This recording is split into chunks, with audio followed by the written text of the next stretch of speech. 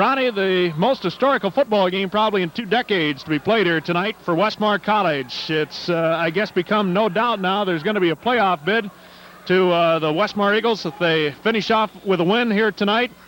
Dakota Wesleyan going to be a formidable foe, though. They're 6-3, although they do have 4 possible forfeits hanging over their head yet.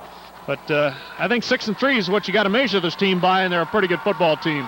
That's right. They know how to win. They've proven that this year, and I guess they do have the bit hanging over their head about the possible forfeits, but they know how to win, and they've proved that. So Westmar can't look beyond this game to playoffs, which might be an obvious factor here. They've got to get this game under their belt and prove how good they are, and then look to the playoffs. So I'm sure they really want to come out with a good game here. I guess the biggest question mark for Westmar is Charles Hill. He won't start. He probably is going to see some action here tonight. Remember, he did sprain the ankle quite severely last Saturday in the Dakota State victory. He's in uniform and has not practiced all week, although I was out of practice last night, and he did work out a little bit on his own, made some cuts, and that didn't seem to cause him a whole lot of problems, although he didn't do it full speed. And I think coming back on anything but AstroTurf would give him a better chance. AstroTurf is going to be a hard surface on a bad ankle. That's right, and I think not even more than it's hard, it's real grippy. Your shoes just catch. You can almost trip yourself out there if you're not used to running on it. So he'd have to really have his footing down.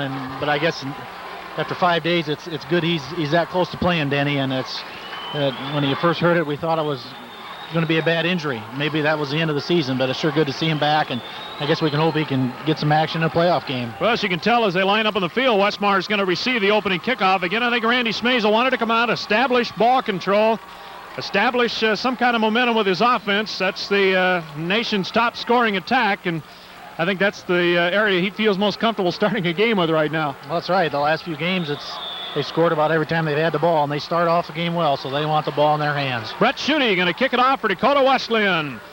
And the kickoff is end over end down the middle, going to be taken by Bolden at the 12, to the 15, to the 20, 25. Good hold off the right side, out over the 30 to about the 31, 32-yard line.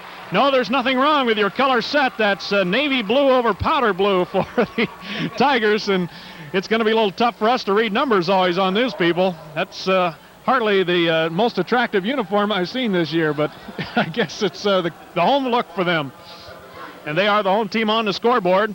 Westmar offensively going to be starting out with Kelly McClintock at quarterback, Kelvin Pierce, Heath Fitzsimmons, and Vernon Bolden in the backfield. Todd Skolton will start at the wideout, Tim Shipley at the tight end, and that offensive line, which ranks as one of Westmar's best all-time probably, the way they've allowed that offense to chew up some record-setting yardage this year. Byron Bowling and Jeff Wollheisen at the tackles, John Barton and Tim Pauley at the guards, and Wayne Spearing at the center. Of course, Pauley, Barton, and Wollheisen, as well as Shipley, the blocking wall up front, all graduating. Skolton to play his last football for Westmar this year. McClintock is the only member of the backfield that will be graduating, but of course Charles Hill would be back there if he were healthy.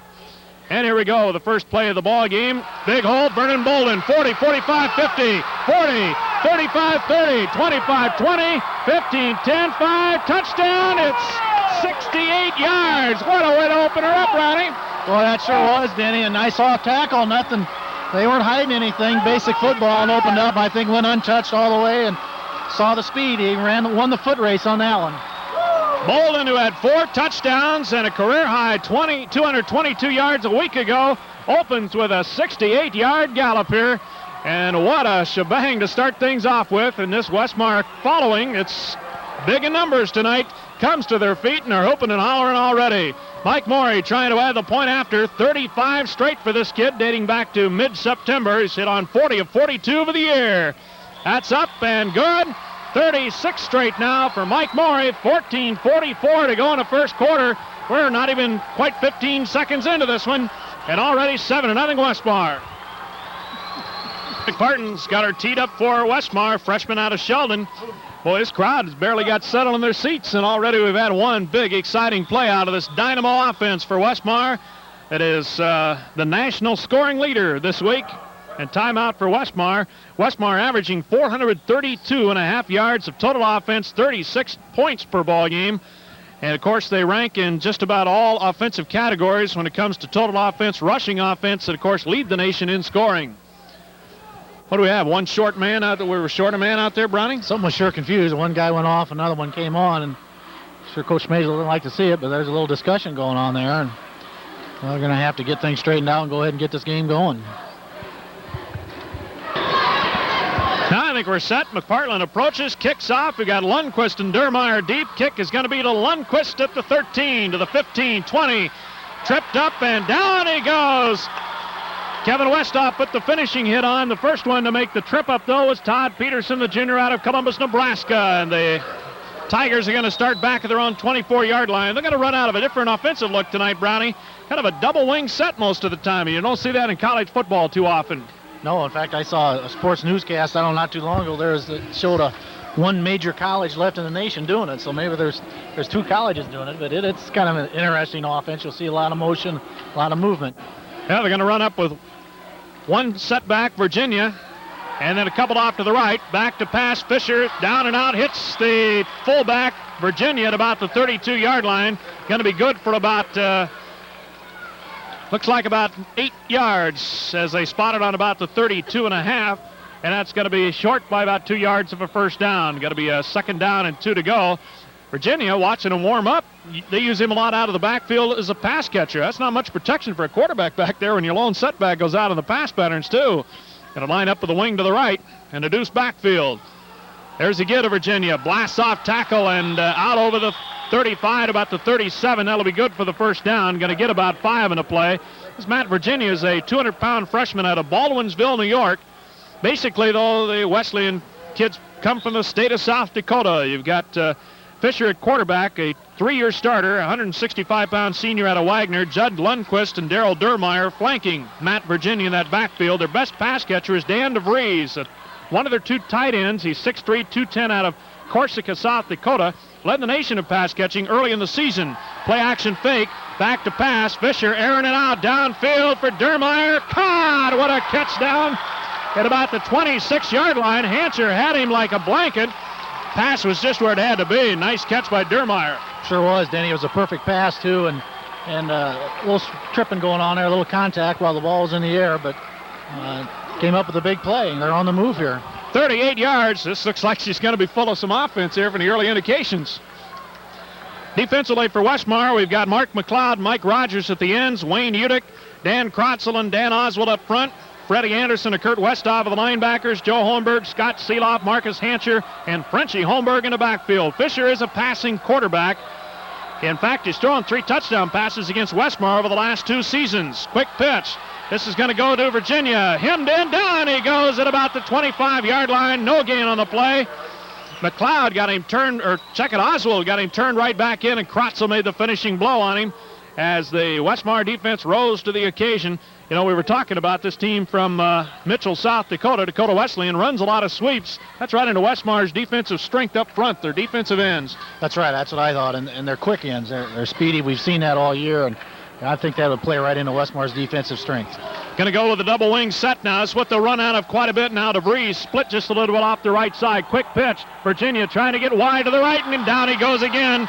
And this time it's McLeod turning him back into the pursuit from inside, and also up Hancher and Joey Holmberg to help make the tackle. A little bit of a loss there. Now they're back on the backside of the 25-yard line, looking at 3rd down and 10 with 12:27 to go in the first quarter. Incidentally, Dana won the opening game here tonight in a college football doubleheader, 28-9 against Dakota State. Hey, the Trojans didn't play that bad a ball game. It's 7-3 at halftime. Yeah, and considering they got romped on in Lamar's, Iowa just a few days ago, so 66-0, should have been beat up, and they put a good show on. A lot of movement on that Dakota Wesleyan offense, and you're going to see that all night, and people in motion. Dermeyer in motion back to the left. Fisher in trouble, fumbles the football. Going to be recovered by Mark McLeod at the 41-yard line. Wayne Udick got the sack and stripped that ball from the quarterback. McLeod pounces on it, and the Eagles have a break at the 41-yard line. This defense, I think, with all the offensive publicity, maybe has been shortchanged at times this year. This team's given up about 275 yards of total offense, just 13 points a ball game, and that right there alone would win you a lot of ball games. Sure has. They've done their job year in, year out, and good example here. Boy, did they get tough all of a sudden. They got the big pass, and it appeared they were knocking on the door, and defense said, no way, you're going backwards, and that's what they did, and got the big fumble. Westmar bringing their offense on. They've been on for one play so far. 68-yard run by Vern Bolden opened the ball game. Just under 12 minutes to go, first quarter. Pitch out. Here's Bolden, 40, 45, tripped up and down he goes at about the 49-yard line. This could be another night of showcasing Vernon Bolden with Charles Hill not available to see much action tonight. I think we saw enough of Vernon Bolden last weekend at Lamar's that we've got ourselves quite a talent on our hands. Well, it's no question about that, Denny. We've been watching him all year, and we'd sure like to have Charles Hill in there, but it's a little different type backfield now. We got two real speed merchants that can really deliver the mail downfield, and it's going to make it a little wider open here. Westmar is going to run out of a pro set wishbone look. Second down and 2 to go. Two split receivers to either side. Option play McClintock for the first down to the 45 to the Dakota Wesleyan 40-yard line. Down to first down territory into Tiger Real Estate now, following the lead of John Barton on the pull from that right guard spot. Boy, you go up and down and pick each of those offensive linemen out, and they've each contributed in such a special way this year. They have been very, very important factors in the success of this offense this year. They sure have. The running game has just gotten so sound, and that's the key. You got to have them big linemen doing the job to make the running game work, and they've sure improved this year. First and 10 for Westmar at the Wesleyan 40-yard line. They're on the move again. There's a trap back up inside. Bolden going to be smacked down, and I mean smacked down hard, by number 90 inside Dean Hunoff, a junior linebacker out of Yankton. And they got a holding call on Westmar College. It's going to nullify even the 1-yard gain on this. And that'll be 10 yards, so you don't refuse those kind very often. Stepping up to make the decision is Brad Phillips, senior out of Winter at the other linebacker spot. Wesleyan, like Westmar, is pretty much a senior-dominated ball club. 6-3 for them was no surprise. They expected to be good. They were co-champs of the South Dakota Intercollegiate Conference, and they've been every bit the team they thought they would be. That's right, and we talk about experience a lot of times, and that's what that senior leadership can do. They don't make those mistakes, and they're always where they're supposed to be. They are coming off just their third loss of the year, though. Jamestown College beat them 2 weeks ago. They had the week off last week. Quick pitch on 1st and 15. Kelvin Pierce to the 50, gets a corner turn to the 45 and up over the 40 inside the 40 to the 37-yard line. Driven out of bounds over on the far side by Brooke Shield, that standout defensive tackle, 6'5", 255 out of Yankton. You can kind of smile about the name. I'm sure he takes some kidding because it is, of course, very similar to that of a famous actress, but I guess you don't have to worry about him standing up for his rights.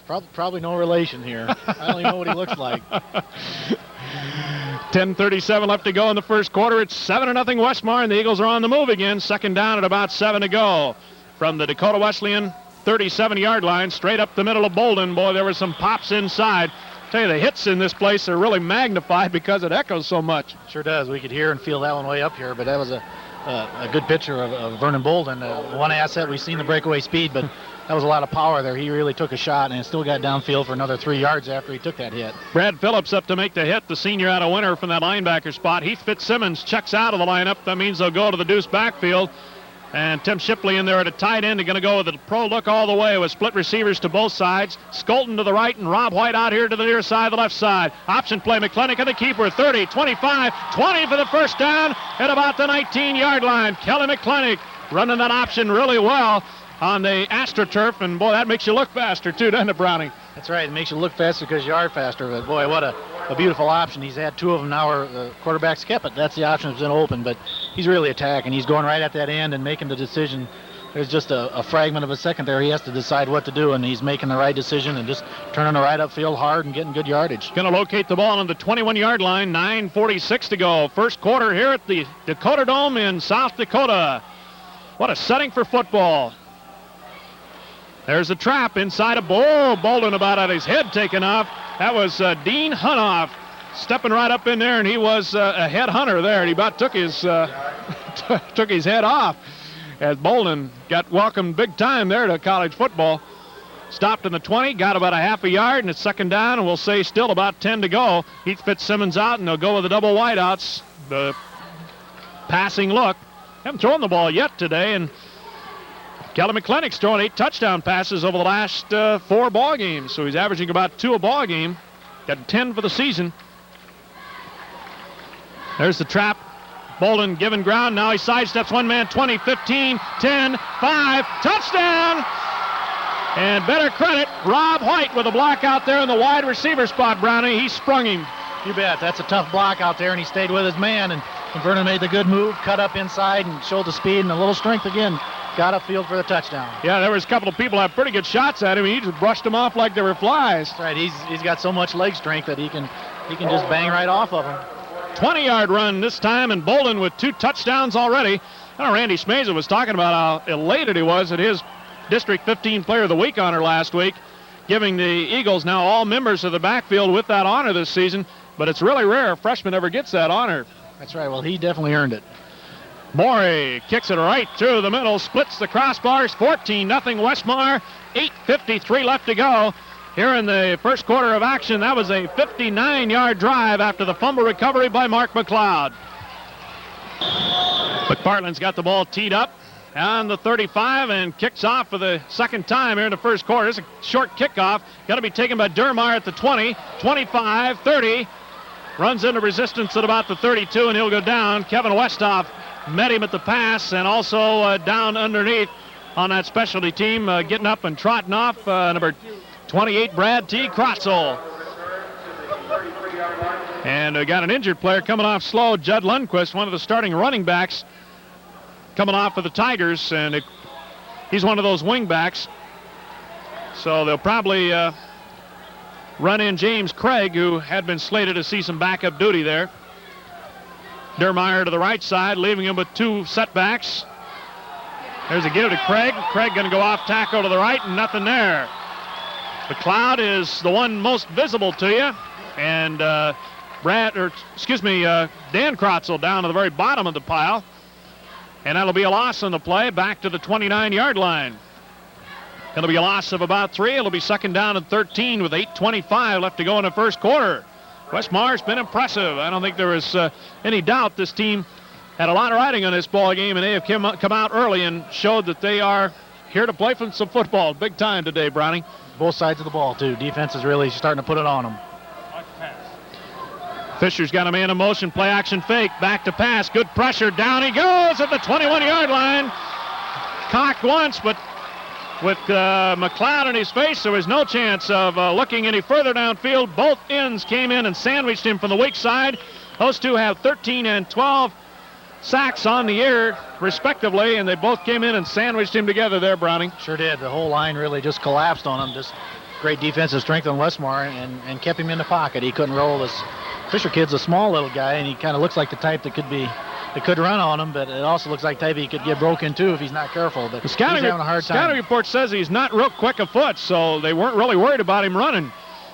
There's a blitz, and Westhoff's got him. He almost fumbled a football again. Westhoff timed that one perfectly, Keith. Boy, he did. And it looked like he might be a little offside. I don't think he was, but boy, he just had a head start. The center didn't even know what went by him, I don't think. And quarterback did a good job even hanging on to the ball. What a defensive stand here. And listen to the Eagle crowd as they give a salute to that defense. They sent them backwards. Back now they're looking at fourth down at about 23 yards to go.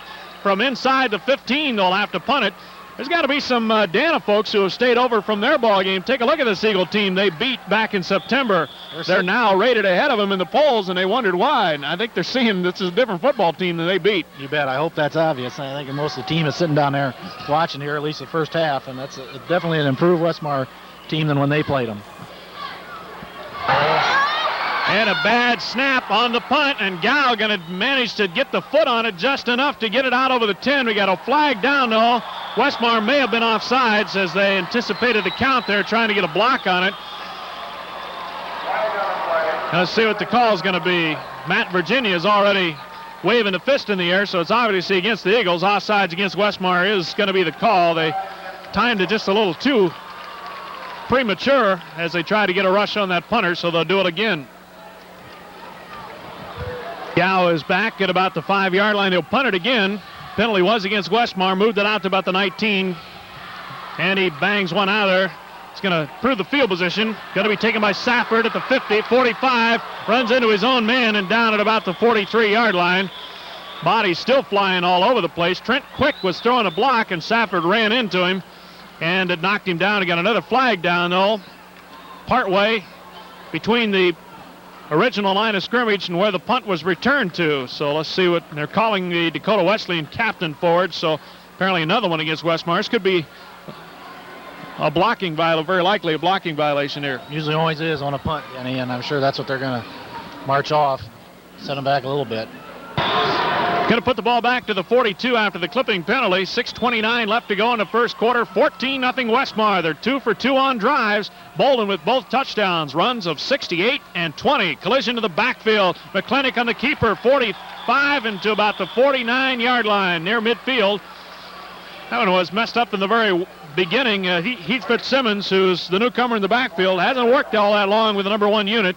Collided with McClintock. A little timing mix-up. Sure is, and the timing gets thrown off a little bit when there's a live defense coming at you. Maybe a lineman gets stood up a little, and then he can't get through.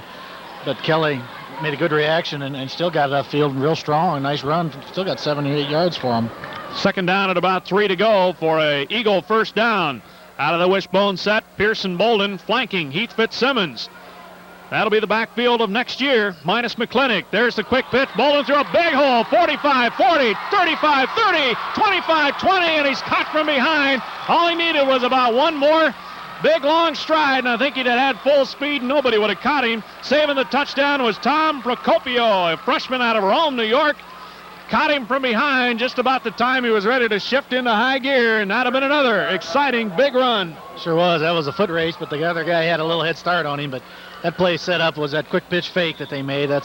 I'm sure the Dakota Wesleyan seen Westmar run that quick pitch so many times on films, and they faked that play and just handed it to him up the middle, and he had a wide open hole there.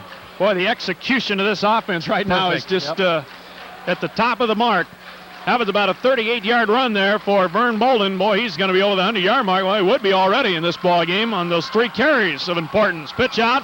Pierce dives to about the 15-yard line. That time the Tigers did a better job of stringing the whole option out, and it made them have to settle for something short. That's right. They beat him to the line of scrimmage or beat him to the hole there, and they know Westmar's going to run that option, so they're going to have to really block tough here now. Got a couple of yards. Second down at about 8 to go, and we're inside the 5-minute mark in quarter 1.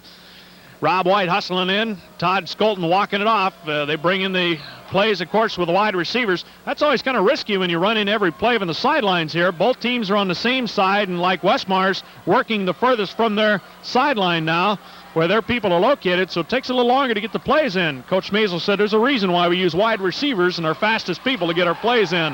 Back to pass. McClintock airing her out for Shipley. Intercepted. What a catch in the end zone. And a touchback. The interception going to be made by Jeff Larson. That broke the long string for Kelly McClintock, dating back to the Doane ball game when that ill-fated interception late in that ball game cost us maybe a chance to win that one. But that was a string of about 5-6 ball games now that he's gone without an interception. But that, in maybe defense of Kelly McClintock, that was a heck of a catch by Larson. Sure was, and it was just a little weak, a little underthrown. That was a long pattern, clear across field like that. And I'm sure Kelly'd like it back again because there was pretty good protection over there. That was a good defensive play and a great catch. First and 10 for the Tigers out of the 20. Going for the double wing set. Pitch out to Virginia. And Matt Virginia out over to about 20 to about the 23-yard line. Up to make the tackle from the secondary is going to be Seeloff from that right cornerback spot.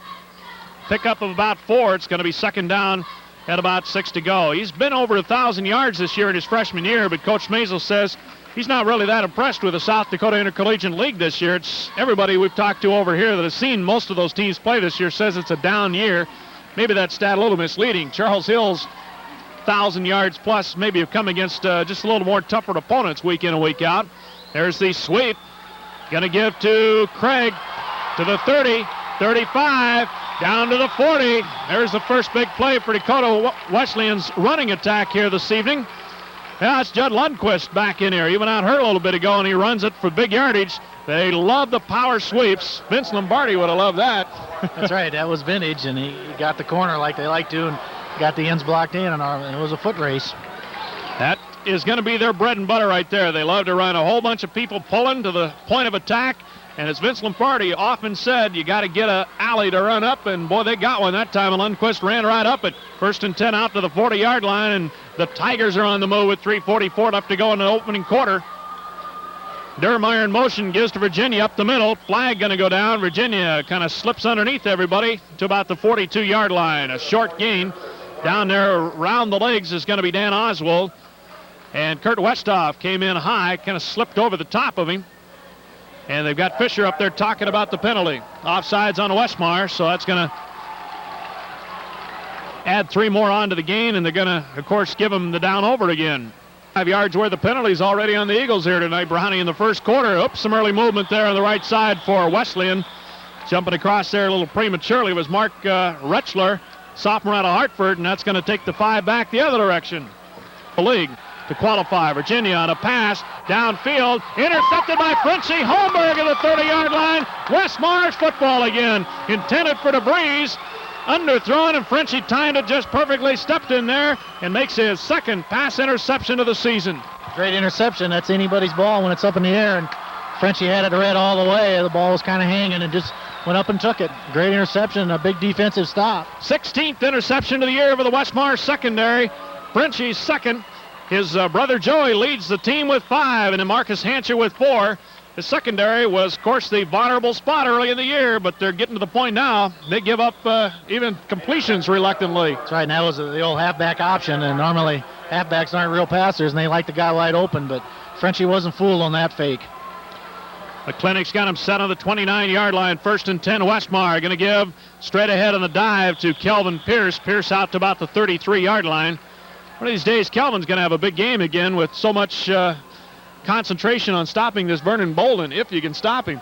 Well, that's right, and Kelvin's got the wheels under him, too. Yeah, they're going to have to stop Vernon, and Kelvin can go all the way with it, too, and wouldn't be surprised to see a break here. He's got the speed and the quickness, and this is sure the track to do it on. If there is any question mark surrounding Vernon Bolden's college potential to have back-to-back big games when you're a marked man, that's something, as a freshman, no less. That's right. The team that you're going to play watches you all week, and they have your number. 4 touchdowns, 222 yards. They better have your number. There's the fake to Fitzsimmons. Kelly McClintock, the keeper, 35-30 to 45, down to the 50. Flags all over the place. And McClintock kind of took a jolting hit there. Let's see if he gets up. Yeah, he's all right. Let's see what the flags are all about. It was in the vicinity of the hit. There's going to be a clip against Westmar, and this one's coming back. Boy, McClintock was following a blocker, and for a moment I thought he was going to be loose. That's right. He just about got to the sideline. Did a great job reading his blockers, and that's too bad to have a clip on this play. Yeah, that'll move the ball back just inside the 30-yard line. 2nd down at about 9 to go. We got 2:11 to go first quarter. It's 14-0 Westmar. They're perfect in the day, 2 for 2 driving it. Fires one over the middle, in and out of the hands of Tim Shipley. That was behind him and a little too much on it for that short a pass. That's right. That really was a dart in there, and that's only about a 10-yard pass. Nice little play. It really had him open in the seam there, but it just couldn't get the handle on it. McClintock, the little general, comes up, checks over that Wesleyan defense. They're set up in, looks like about a 5-3, 4-3 look now. Vernon Bolden to the pitch, 30, 35, 40, gets that corner turn to get it out of bounds, short. Oh, what a hit, and there's going to be a flag drawn. He was slammed into one of the bleacher sections over there. Well, in fact, the steps that goes up into the bleacher section, and boy, you can hear the hit clear across the field. Vernon comes out of it unscathed, fortunately. Run out of bounds short of the 50-yard line, and there's going to be 15 more tacked on. Kind of have that intimidating factor here where the bleachers kind of sit right next to the field. They really are. I was over there the game before this, Denny, and you really are close to the action, but that definitely was a late shot, and Vernon ran into that stairwell there and moved the thing, I think, about 6 inches and walked away from it.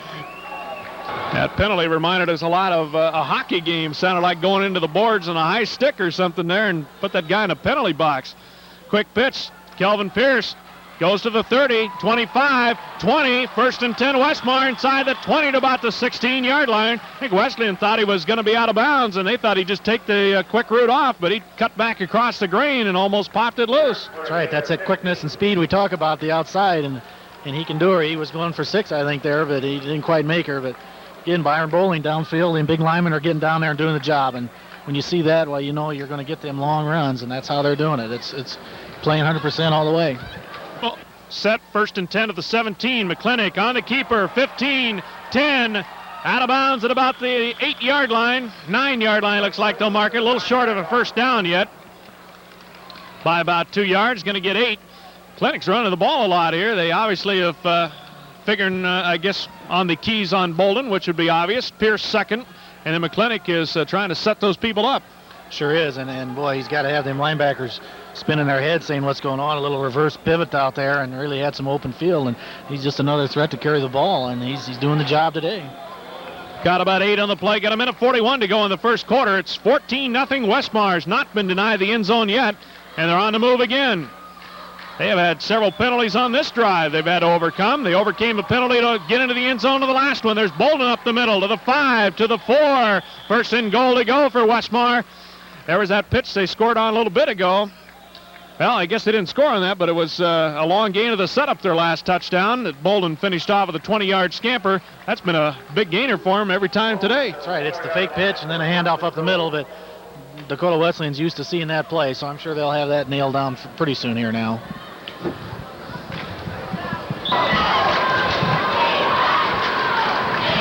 The Clinic's got him on the 4-yard line, first and goal. Tight end left. Split receiver to the right, and there's Bolden again. Touchdown, in from 4 yards away. Well, my wife Jerry, who's keeping her drive charts, corrects me. They threw that interception to wipe out their last drive, I guess. So that's 3 of 4 they've scored on now here in the first quarter. 20-0. Bolden with all 3 touchdowns. What do you do for an encore to a District 15 NAI Player of the Week honor? 4 touchdowns, 222 yards. We scored 3 in the first quarter, and he's already getting close to 150 yards rushing probably in the first frame. That's right. He's been impressive today, and he's just give me the ball, I'll take it to him. And then the offensive line is doing a great job and giving him that hole on the line of scrimmage, and he's off to the races. Nothing makes an injured ankle heal faster than seeing your understudy do the job out there. Charles may be back quicker. There's Maury adding the point after. 21-0. That is a good thing about this team, though. Not a lot of jealousies involved, and they wish the best for each. It's a lot of nice competitive rivalries, and I think it'll more than less Bolden's performance tonight give him a chance to heal Charles just another week for the playoffs. You bet, and I'm sure that's what they're looking at, and that's a tribute to the coaching job. You want some competition on the side or amongst your teammates, yet you don't want them mad at each other. So there's a good blend there, and they're playing together and they're winning together. Well, you'll notice they are kicking from the 50. There was a 15-yard unsportsmanlike conduct penalty on the Tigers on the extra point, so Westmar kicks off at the 50. It's always a good time for the onside kick, isn't it, Brownie? Well, yeah, normally is a surprise here, but I guess 21-0, you don't really need it. You kick it deep, going to Diermeyer at the 3, 5, 10, up the sideline, 15, 20, 25, 30, 35, 40, out of bounds at about the 38-yard line. And boy, he got to that outside quick, and somebody didn't fill the lanes all the way down the field. That's right, they really had a wall set up for him there, and it looked like he might get more yards than he did, but he did get it up to nearly the 40-yard line. Wesleyan's got it on the 39-yard line, first and 10. Play action fake, now a mix-up. Fisher's keeping, down he goes to the line of scrimmage. Up there to make the hit is going to be McLeod for Westmar. And McLeod's racking up some tackle points here in the first quarter. Minute to go in the opening period. It's 21-0 Westmar. Some of the sports-minded firms bringing you Eagle football. The leader, the Lamar's Beauty College, Plymouth Plumbing and Heating, Augie's, Susie's Deli, Hopkins Drug, Stevens Cleaners, Ben Franklin, Mount Drug, J.C. Penney, V&H Tire, Behind the Eight Ball, and First National Bank. Wesleyan looking at second down at about 9 to go, just outside of the 40-yard line. Fisher, straight drop back, taking a look downfield, plenty of time, rifles one to DeVries, makes the catch in between Westhoff and Hancher. Got it for the first down at about the 46-yard line. More sports-minded firms bringing you Eagle football throughout the season have been Vollmer's Shoes, TJ Antique, Sousa Mill Standard, Lamar's Savings Bank, the Lamar's Truck Haven Cafe, Gertis Pharmacy, Adler's, Williams & Company, Sweet 16 Lanes, Neats and Grubs, Custom Interior, Evans Clothing, and Godfather Pizza. Wesleyan looking at first and 10 on the 46-yard line in Eagle territory. Every time they get something going, it seems like they turn it over tonight. There's the give to Lundquist, and down he goes in the backfield at about the 47-yard line. Eagles are really getting a good force to the point of attack, aren't they? They really are. They're just taking it right to him on the line of scrimmage and getting good backup from the linebackers, and they're just taking it to him. That's going to do it for the first quarter. 21-0. Bolden with all three touchdowns. Runs of 68, 20, and 4 yards. Other Eagle backers, Arnold Motors, Steel Ford, Schuster Grain, Wells Blue Bunny, the Country Kitchen, Reardon Auto, Vern Anderson Equipment, Newble Chevrolet, Cruise and Cruise CPA, Sod's Bar and Grill, Bucky and Foxy's Highlight, Timmy's Cafe, Jeans Plumbing and Heating, Kitchens Incorporated, The Pizza Hut, Hotop Jewelry, Taylor Auto, Joe's Movie House and Appliance, and Video City. On the way to the second quarter, as we wrap up the regular season with this one tonight in the Dakota Dome. Quite an opportunity for these young people to play in this fine facility in Vermillion, South Dakota. There's Again Lundquist back inside on a trap. And it's going to be inside the 45, about the 44-yard line. Going to get about 2 on the play. And it brings up a second down at about 8 to go. Nice crowd on hand tonight. We'll see if they stick around near midnight when this one's probably going to get over here at the Dome. Definitely getting late already, but I guess we've sure been entertained so far. It is a good crowd. A lot of Lamar's people came over on a nice trip, and good to see them here. It's a fun place to watch football. A little different setting, but it's a fun place to watch it. You bet, just like in your living room here. 14:27 to go in the first half, 21-0. It's Westmar by 3 touchdowns. Going out of the shotgun formation now. Slot to the left, back to pass. Over the middle, fires a bullet in there to DeVries at about the 30-yard line. Good for another first down. That'll be a gain of about 14 yards. DeVries seems to be the number 1 target. I guess we knew that coming in, and he's doing a good job of hanging on to some bullets. He sure is, and they're running him right over the middle, Denny, and that's a lot of bullets flying in there. You really take some shots at times, and he's hauling them in. And this little Fisher kid's impressed me with his quarterback, and he sure looks thin out there, but he's got a good strong arm, and he seems to be hitting his people now. Lone setback. Here's their double wing set. Pitch out, Virginia, 30, down to the 26-yard line. Up there to make the tackle going to be Seeloff from a cornerback spot. Mike Rogers there on the right side defensive end. And let's see, you want to throw a couple of more names in there. Westhoff and Frenchie Holmberg were up there, and we'll get assists on the play. Second down, they're going to need about 7 yet for the first down. 21-0. Westmar exploding on the very first offensive play tonight. Bolden, 68 yards for the score. It was only an indication of what was to come with that young man. He's already got well over 100 yards and has scored all 3 Eagle touchdowns. That after his District 15 game of the week last week. 4 touchdowns, 222 yards. He may surpass it tonight. Back to pass. Fisher airing it out. DeVries is wide open. In and out of the hands. Dropped a sure touchdown. Joey Holmberg kind of slaps his thigh pad there. I think that was his guy. They got a little mixed up in the passing patterns. They ran the old famous crossing pattern. That'll mix up the secondary every time. That's right, and they had a running back out there too, so there was almost man-to-man coverage probably out there, and I guess they got a little break for Westmar that the pass was overthrown. Lining up in the T, and now they switch into their spread formation. Quarterback Fisher drops back into a shotgun formation. Low snap, Fisher rolling right, lot of running room if he chooses to run. Back across the grain, dropped. Lundquist had it in the hands and dropped it, tried to come back across the grain. Tell you, Brownie, there was a lot of running room if he'd held on. That's right, he had the whole sideline over here towards us, and that's part of the ball game. You got to catch that thing, and he didn't, and that's makes it 4th down here for him now. James Craig going to check into the lineup along with Dermeyer. They split out to the left and right side respectively. From the shotgun, Fisher back to pass.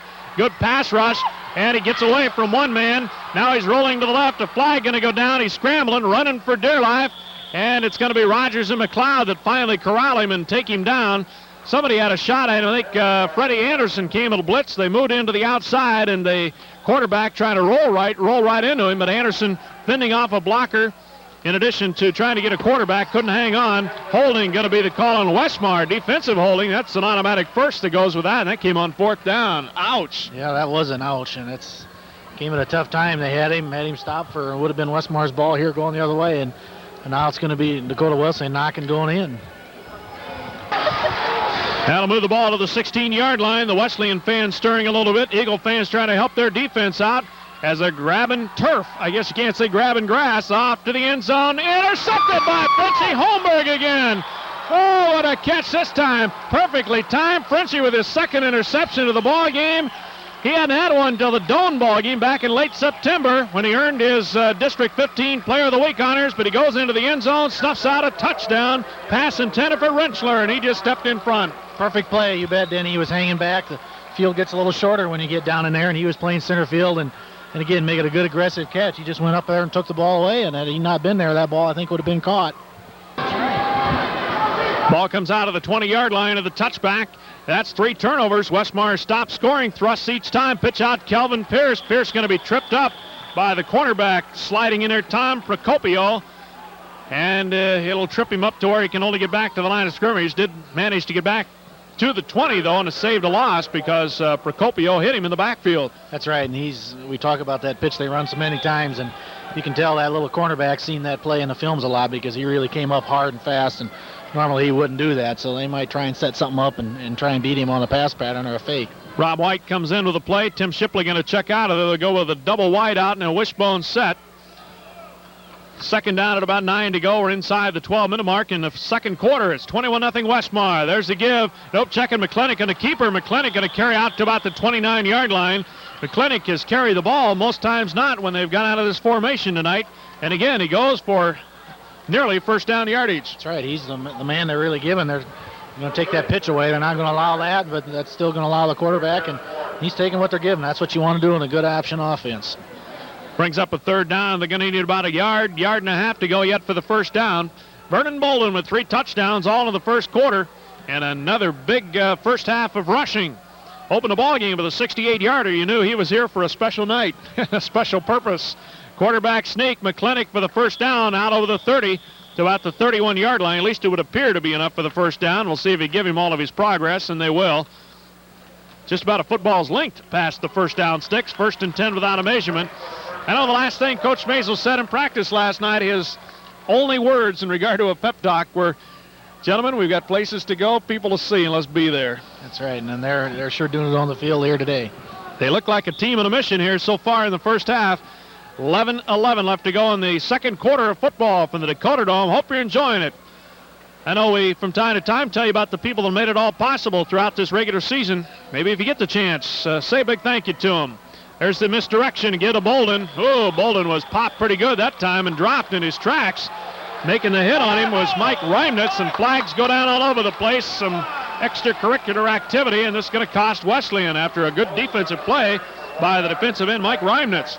There's sure some emotion out there, Denny, and that's obvious, but they allow you to hit after the ball snapped, and you got to stop when the whistle's over. Those are the rules, and he sure didn't follow them there, and they're going to walk back for it. Yeah, the 50 yards worth of penalties on Wesleyan. We have 60 so far. A few penalty yards racked up here by both in the first half. That's right. There's some emotion out here, no question about it. 1st and 10, and the ball's out to the 46-yard line on the Westmar side of the 50, out of the wishbone. There's the give to Bolden. Bolden to 45, carrying a man with him to the 40, to 38, and it's another first down. Pulling him down from the secondary, number 16, Jeff Larson, a junior out of Mitchell, South Dakota. Got another flag down, and this again may be for some late activity. And let's see who they talk to. Personal foul on Westmar this time. Should be. Well, we're not going to get to keep our first down, apparently. They marked the yardage off against Westmar, moves it back to our own 46. Second down, about 10 to go now, a little more than 10. 10 and a half to go on the scoreboard clock before halftime. Out of the wishbone set. Still haven't seen Charles Hill yet. There's Pierce on the dive, and Pierce going to go down at about the 48-yard line. Making a good read there from that linebacker spot, Brad Phillips. Senior out of Winter. He's one of their standout linebackers back from a year ago. No relation, incidentally, not the same as the Brad Phillips that played for Westmar a couple of years ago. 3rd down and 8. Almost 9 with 10 minutes left to go in this first half. 21-0 Westmar. What do we got, another penalty down? Timeout. Timeout there because they had a little mix-up in the down. It's second down. They had 3rd down racked up there. Option play, McClintock to the 50, breaks a tackle to the 45, still on his feet. 1st and 10, Westmar to the 41-yard line. There isn't much that can stop this team tonight, not even penalties. That's right, and that's offensive line is surging out. They're just really penetrating and attacking, and Kelly McClintock did a great job of running, showed some strength there on his own. Yeah, he looked a little like Vernon Bolden breaking tackles. That's going to be about an 11-yard gain, good for the first down to near the 40-yard line into Wesleyan territory. 2 interceptions by Frenchie Holmberg. A fumble recovery by McLeod have stopped Wesleyan's only threats. And the Eagles are on the drive after the last Holmberg interception that came in the end zone. There's the give up the middle. It's to Heath Fitzsimmons, still on his feet. 30, 25, 20, 15, 10, 5. Touchdown! How about that? 40 yards for Heath Fitzsimmons, his longest career run. his second touchdown, his first coming just a week ago in mop-up duty, I guess, in the effort against the ball club from Dakota State. He just kept the legs turning. He was in somebody's grasp there for a little bit. That's right, and he helped set that play up the whole game, Denny. They've been faking him, and he's been diving in there, looking like he's carrying the ball, and this time they gave it to him, and everybody, including myself, was looking at Kelly McClintock to see where he was going to go, and there was Heath Fitzsimmons going up the middle. So that's that great faking that they do on that option. It helps set that up. Moore is going to kick it up and through there, and he stays perfect. In his last, it's 4 more, 39 straight he's kicked now, hitting on 44 of 46 for the year. 28-0 Westmar with 9:22 left to go in the first half. Yeah, they give McPartland the signal. He approaches the pigskin and booms it end over end. High sailing kick that's got to be taken by Lundquist in the 10. Fakes the double reverse, still on his feet to the 15, out over the 20, and a flag going to go down. This will be a blocking violation. Trent Quick was nipped back there by one of the Wesleyan blockers, and that's going to cost them some yardage and pin them deeper in the hole. Return out to about the 22-yard line, just a 12-yard return. That's another area of this Westmar football team. Their special team play has just got better and better week in and week out. That's right, and it's actually been a strength for them. And they supposedly started the year without a punter, and they found a punter that's very capable. And a game like this, they haven't had to punt, so that's made it a little easier. But you bet those kicks are so important. There's a lot of yardage that get used up. Wesleyan backed up to the 7.5-yard line after the clipping penalty, half the distance to the goal line. Got to really pinned in the hole now. There's Virginia. And Matt Virginia going to slam out to about the 8, but nothing more. Westmar's middle has been really tough, and that's been a vulnerable spot actually for this team because of all their injury problems. They've got Shook back now, but he's missed a game. Walton had a knee looked at, and he was back last week, but still nobody in there is healthy, and they haven't been healthy all year. Well, they really haven't. That's sure good news to get some of them bodies back in there, and they're holding them up the middle. This little Virginia kid looks like could be the type that'd be tough up the middle. He's a little kind of a blockbuster running back, but he doesn't appear to be too great a threat for him here tonight. It's been so tough on this interior here lately that like Oswald and Krotzel hardly even practice anymore. They save him for game day. Krotzel in the nose, and Oswald's moved to the right because of that pinched nerve that allows him not to be able to play nose guard anymore. Flags all over the place. I think Westmar was pulled off with a motion. Westhoff going to stop the running back Durmeyer at about the 10-yard line, but it looks like they're going to get 5 back. Westmar kind of came across when Durmeyer went in motion. That's right. They're going to have to get used to that because they do that play and play again. Us Lamar's people see that on the Lamar's Bulldogs run that wingman in motion a lot, and they don't do that for practice either. Now move the ball out to the 13-yard line after Westmar got penalized for offsides. It's 80 yards worth of penalties now on the Eagles here in the first half. 8 minutes to go, about midway through the second quarter. Here's the give to Craig, and James Craig out over the 20. Got him a first down at about the, right on the 20. Looks like they'll spot it. As he left the field, Krotzel ran him out. And several other white shirts were over there. Hancher and McLeod were in the vicinity. And Joey Holmberg, that was his corner that had to stop that side. There's Chad Shook checking in for Dan Krotzel. Krotzel just needing a breather. Ball out of the 20-yard line. 1st and 10 for Dakota Wesleyan. This drive started at their own 7.5. Fisher back to pass over the middle, and he fires a strike to Lundquist out to about the 35, or Durmeyer it is, out to about the 35-yard line. Durmeyer wearing those red shoes. A lot of players went to kind of a sneaker look on this AstroTurf tonight. You probably don't want to wear your regular football shoes on this. They just wouldn't work. No, the longer cleats, it's just too tight of a fabric here to sink in. A lot of linemen for sure just have their good old tennis shoes on, whatever they have. And some of the backs have those short little soccer shoes. 1st and 10, gain of 15 on that last play. 1st and 10 at the 35-yard line. There's the counter play back up inside to Craig, and James Craig out to about the 40-yard line. Going to get him about 5. It's one of the best, most sustained drives Wesleyan's put together tonight so far, Brownie. That's right. They're going back, countering away from their motion man, and that's what these offenses do. They get you thinking one way and get you set strong one side and come back into the weak side and a little counter or a trap. Chad Shook checks out. Dan Krotzel back into the lineup. Don't forget the Big Chili Feed and the alumni basketball game as you're watching the game actually on Saturday night, tomorrow night. And, of course, all of it The basketball action starts at 5:30 with the JV game, alumni game at 7:30. There's a pitch out to Matt Virginia. Virginia out over the 40 at about the 44-yard line. Going to be short yet of a first down. They're looking at third and about a yard. They've done most of this on the ground. They have thrown the one pass, I guess, to kind of get them out of a hole, but basically it's been their power running game finally showing signs of moving the football. That's right, and that's any good offense needs that, and I think almost the pass has opened that up a little bit. Fisher's been very successful passing, and it's kind of loosened the defense up a little here. I've been so impressed with Jeff Fisher. I talked to their coach, Joe Kramer, earlier this week. I guess they've been a little disappointed. He's a 3-year starter, and he said he's had a little bit of a slump this year, but he's throwing bullets tonight. And there's a big hole for Virginia. Virginia explodes out for the first down, cross midfield to the Westmar 48-yard line. Saw that kid's quickness there. Boy, he really exploded out the football. That's right. It kind of makes me take back what I said earlier about him, but he did pop through there and showed a little speed. Going to be a 1st and 10 on the Westmar 48-yard line, and it's one of their best drives of the night. Started back at the 7.5-yard line. 28-0 Westmar. Inside 6 minutes to go. They're getting back to the Chili Feed on Saturday night. Tickets will be available at the door, and that starts at 5. They'll start serving at 5 at the Westmar Commons. Serve till 7.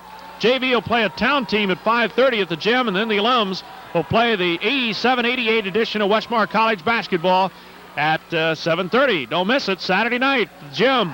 Back to pass. Fisher over the middle. Incomplete.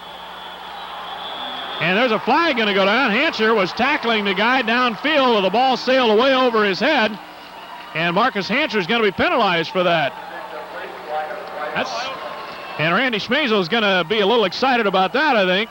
Hancher was doing what he's supposed to do. He can't tell whether he catches it or it's over his head. That's right. That's a judgment call the ref made there, and then he decided to go ahead and throw the play, and the ball definitely was overthrown. I think they're going to wave this off, too. Let's see. Nope, they are talking to Jeff Fisher, so there may be some penalty yardage on this. The referee is going to come over and talk to Randy Schmeisel. They haven't signaled they're waving the penalty off, but they're going to walk it off. It isn't cool. Randy's not buying the explanation, but I don't know what they're going to call it. Well, personal foul, I guess, is what they're going to say. Boy, that's defensive football, right? That's the way you play secondary. I'm sure the call might have been that the ball was way overthrown, and he took him right on down hard, and I'm sure he said, well, you should have known by then he didn't have the ball. So 1st and 10 to the 33-yard line, and Wesleyan on the move. There's Craig in motion. Craig going to get the handoff and a power sweep to the right, and he's inside the 30 to about the 27-yard line.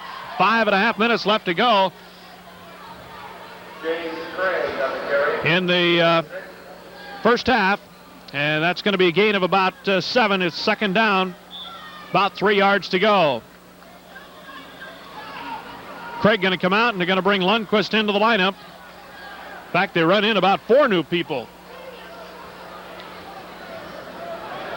All total on this play. Now Rensselaer turns and comes right back in.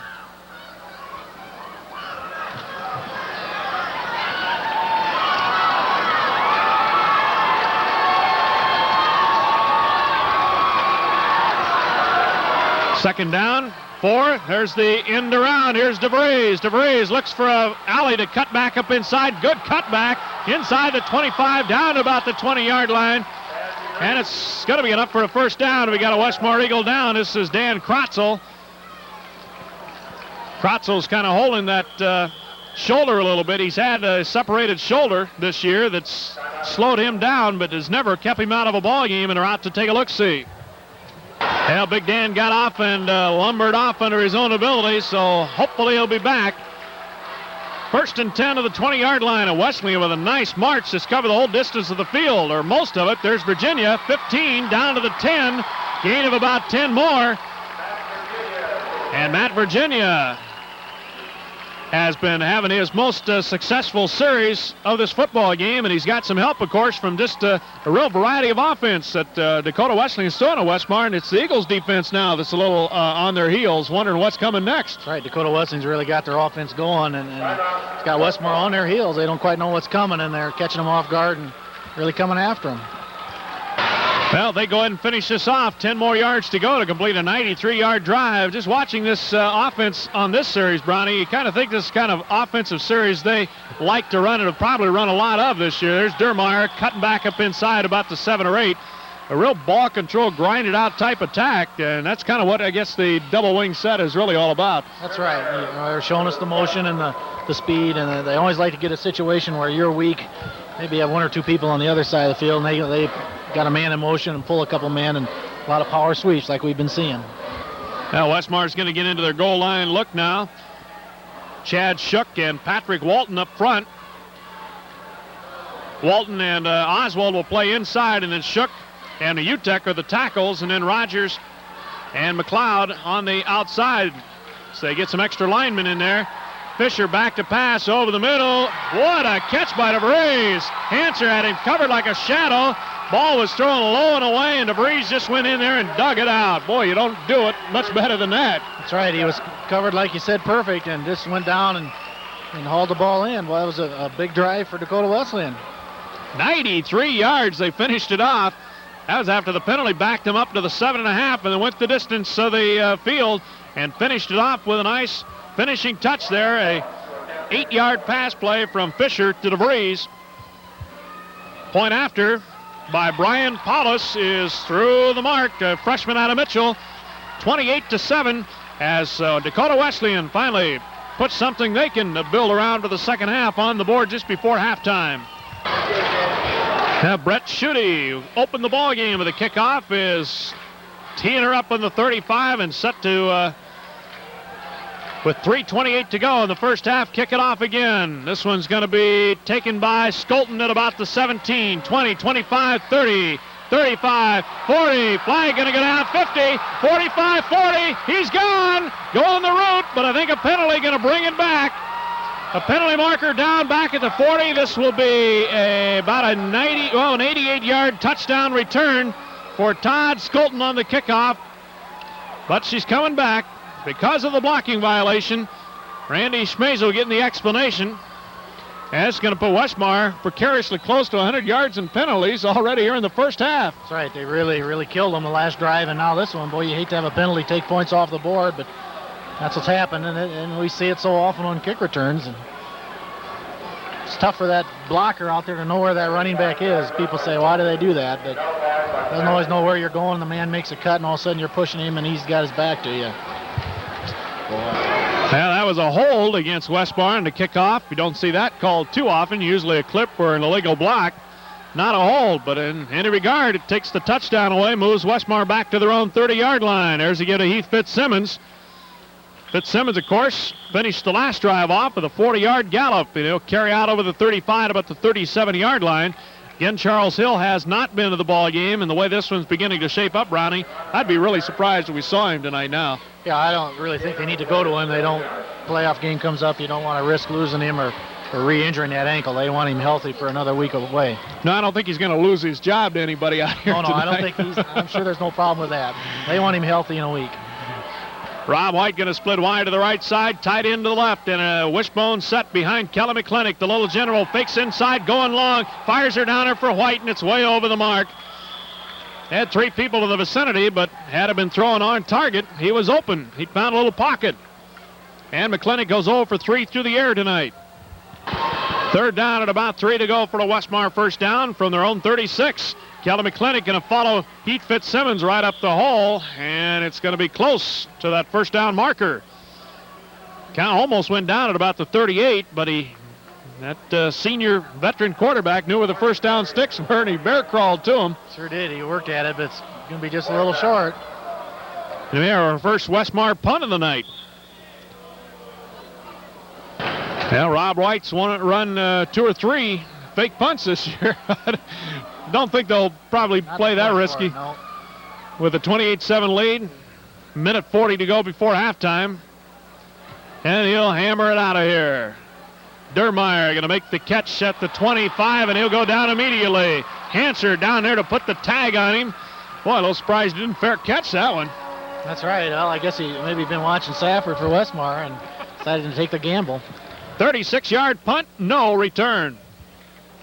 Fisher going to come up to the line of scrimmage as Dakota Wesleyan puts her in play at their own 24. They finished off a 93-yard drive of the last possession, 28-7 Westmar. Back to pass, Fisher from the shotgun, heavy rush, throws her downfield, incomplete.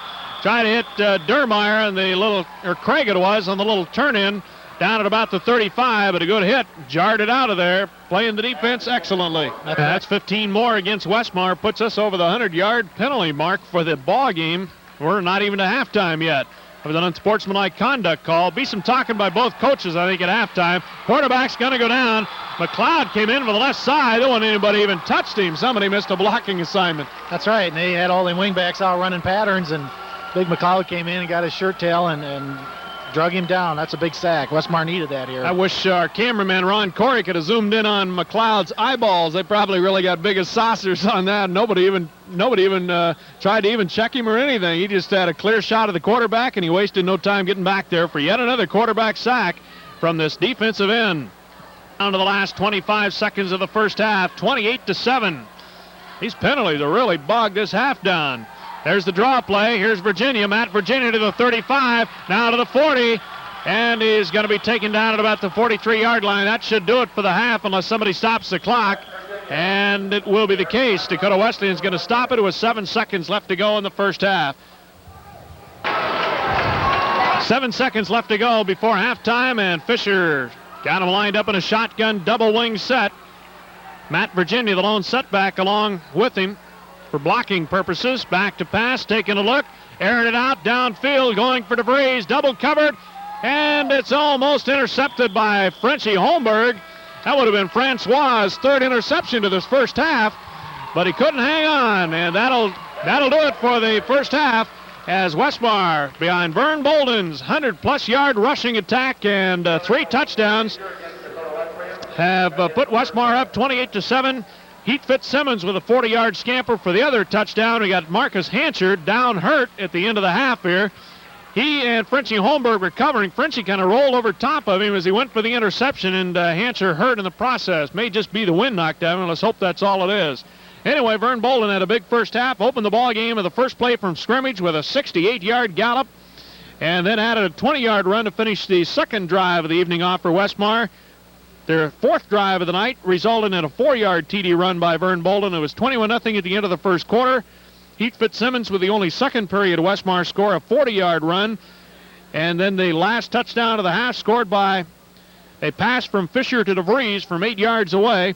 That finished off a 93-yard drive for Wesleyan, 28-7 at halftime. I guess the discouraging news is, though, that Westmar already has 110 yards worth of penalties here in the first half. So they get Hancher help to his feet, and they're helping him off, and boy, it looks like a leg problem. Maybe a problem with that right leg, and he's not able to put any weight on it. So hopefully there'll be some good news there when they get him into the locker room and talk it over a little bit. All of the secondary stayed out there to look over Marcus Hancher, and that's how close that group is back there. And, of course, Hancher's the future quarterback for Westmar. They've got plans for him to take over the QB job next year. That hopefully just an ankle, but boy, you start worrying about a knee, I guess, when the way they're treating him right now. That's right, and you sure hate to see an injury on a play like that. It's kind of a fluke deal, almost like Charles Hill's last week. It apparently broke for a touchdown, and we sure hate to see this. Well, we'll invite you to stick around. The second half coming up from the Dakota Dome right here on Cable Channel 20. Well, set to go in the second half of football here with the Eagles in front, 28-7. Guess, Brownie, I was a little like you. I looked for Marcus Hancher when the Eagles come out of the locker room, and it didn't seem. Well, no, and I guess we can't judge anything bad with that yet, but it looked like some kind of a leg injury. They kind of basically carried him off, awful ginger limp, and at this point of the season with what they have hopefully upcoming, they sure hate to see any kind of injury to a starter. I would guess Brad T. Krotzel will get the call back there in the secondary now. He's kind of been their nickel back when they've needed to go to a special pass prevent defense. And he spelled some of those people in the backfield at times, so we'll see if that isn't the case when Westmar brings the defense on. The Eagles will kick off to start the second half, and here we go. This is the regular season finale, but it looks like there will be another game after tonight from the 14. Here's Dermeyer to the 20, 25, 30, 35, 40, and down at about the 42-yard line. There's another good kickoff return. Saw some leaks in the coverage last week, and now again here tonight, a couple of long returns. That's right, and we talk about how kickoff is a play, and you practice it and you work on getting a wall, and they really got a wall set up on the corner. He got around it, and it was nip and tuck there if anybody was going to get him. Just when we were talking up their special team play, too. Well, we can't get burned on that. Got to heal that one in a hurry. And the Wesleyan Tigers, who seem to be putting that offense together right before halftime, go to work offensively again. There's the give off tackle to Virginia. Well, it isn't Brad T. Krotzel in there for Westmar. It's Jeff Schwartz getting the call in that secondary spot. He'll get a chance to play the second half in place of Hancher. Everybody else stays pretty much the same. Virginia going to carry right out to the 50-yard line. That'll be good for 7 yards. Second down at about 3 to go. Really saw the double wing set at its finest there right before halftime, and Wesleyan was starting to put things together. That's right. They put their man in motion and use him as a kind of a power blocker, trying and outman you on one side. Really can be a nifty offense when it's run right, although it's not used much. Going to go from a full house tee this time. Pitch out of Virginia. Boy, head-to-head butt there. Schwartz came up and took him helmet to helmet and nailed him at about the 46-yard line, but it's not before he gets a Westmar or a first down into Westmar real estate for the Dakota Wesleyan Tigers. 46-yard line in Westmar real estate's where they're going to set her down. 28-7 Eagles. Tell you, a touchdown here right away in the second half could make this interesting yet. Well, that's right. They had momentum going out of the half, I would say. They had the big long drive. Had some penalties that helped them there, but they're establishing the ground game here. Playing it for pride. Of course, they may have to give 4 of their 6 victories back. Dakota State would benefit from one of those. It'd be their only win of the year. There's Jurgensmeyer. Check it to Virginia.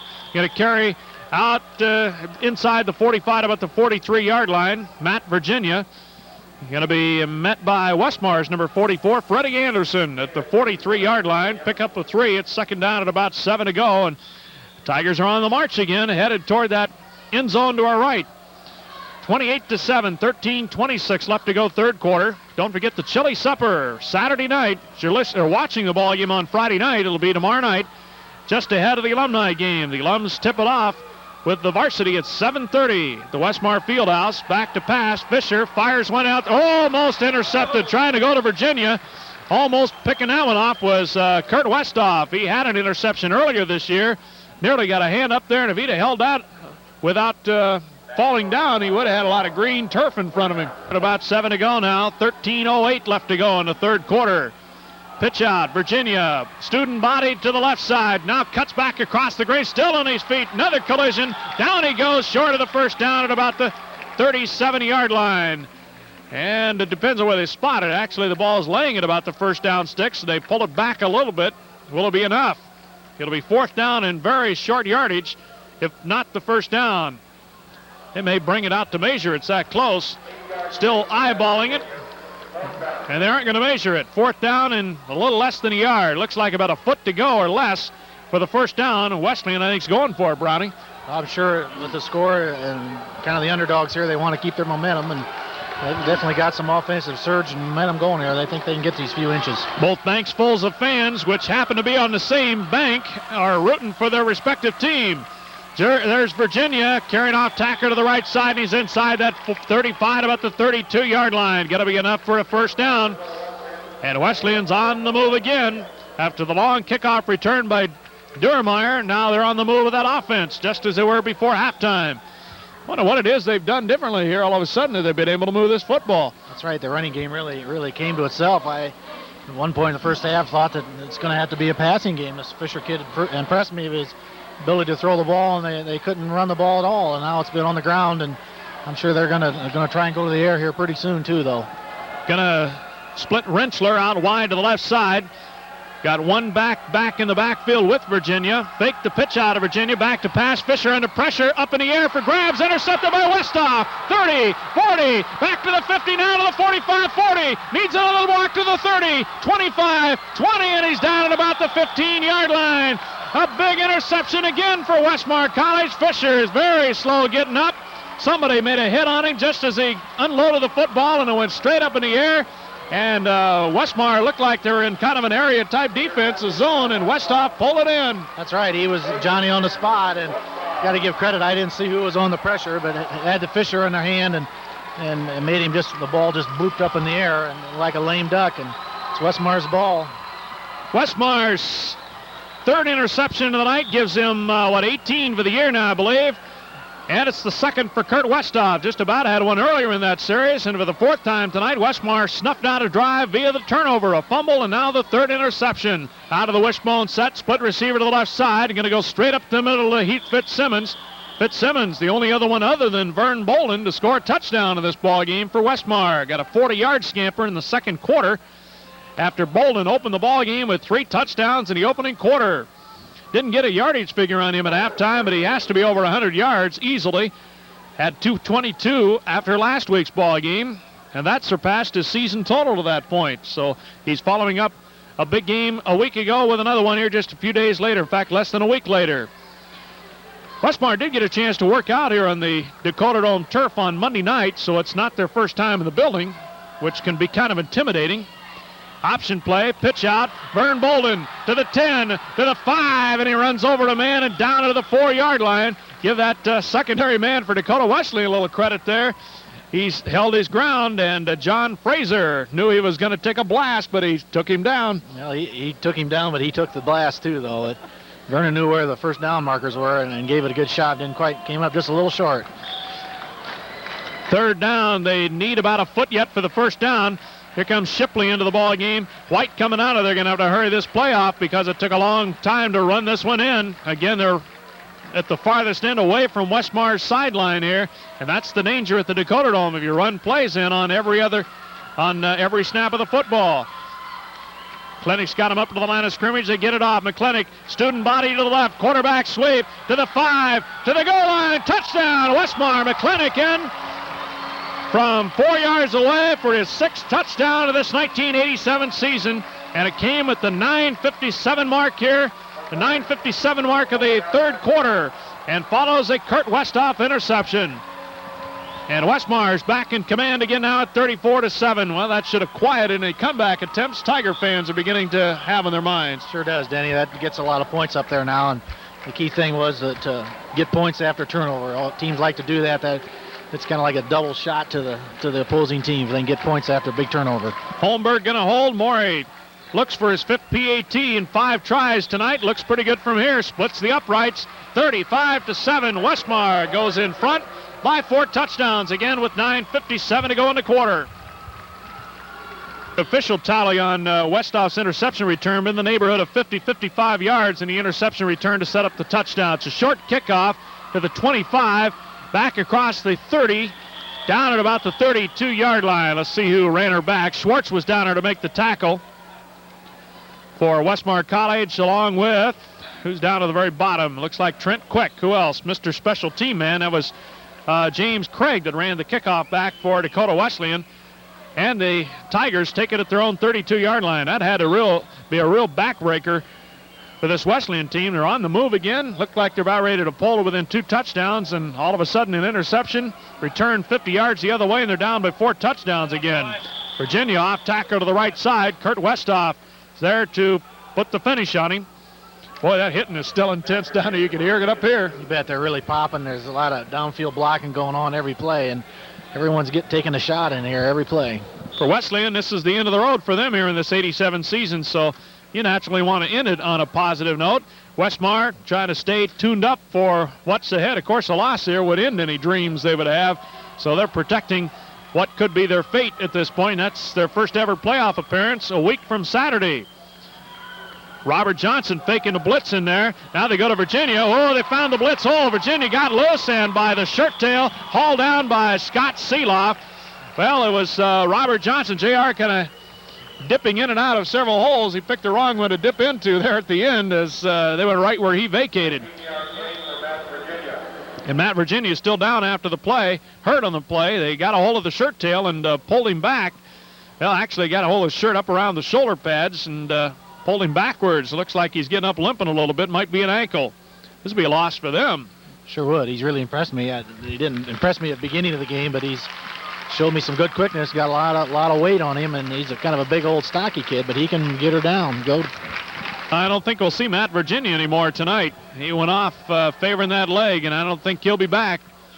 And he has been a big weapon in their offense. There's Craig, who's come in to take his place. Craig going to blast off tackle to the right inside the 45, about the 42-yard line. That'll be good for another 5 yards. Second down, 5 to go. 8:43 left to go in the third quarter. Hey, no yellow flags down yet. No, we better not talk or there'll be some flying. We've had enough for 3 or 4 weeks worth of games here already tonight. Boy, that second quarter took forever because of all those penalty markers, and it really distracted away from what had been an excellent ball game to that point, and it really flowed because of a lot of big plays, and the fans are really into it.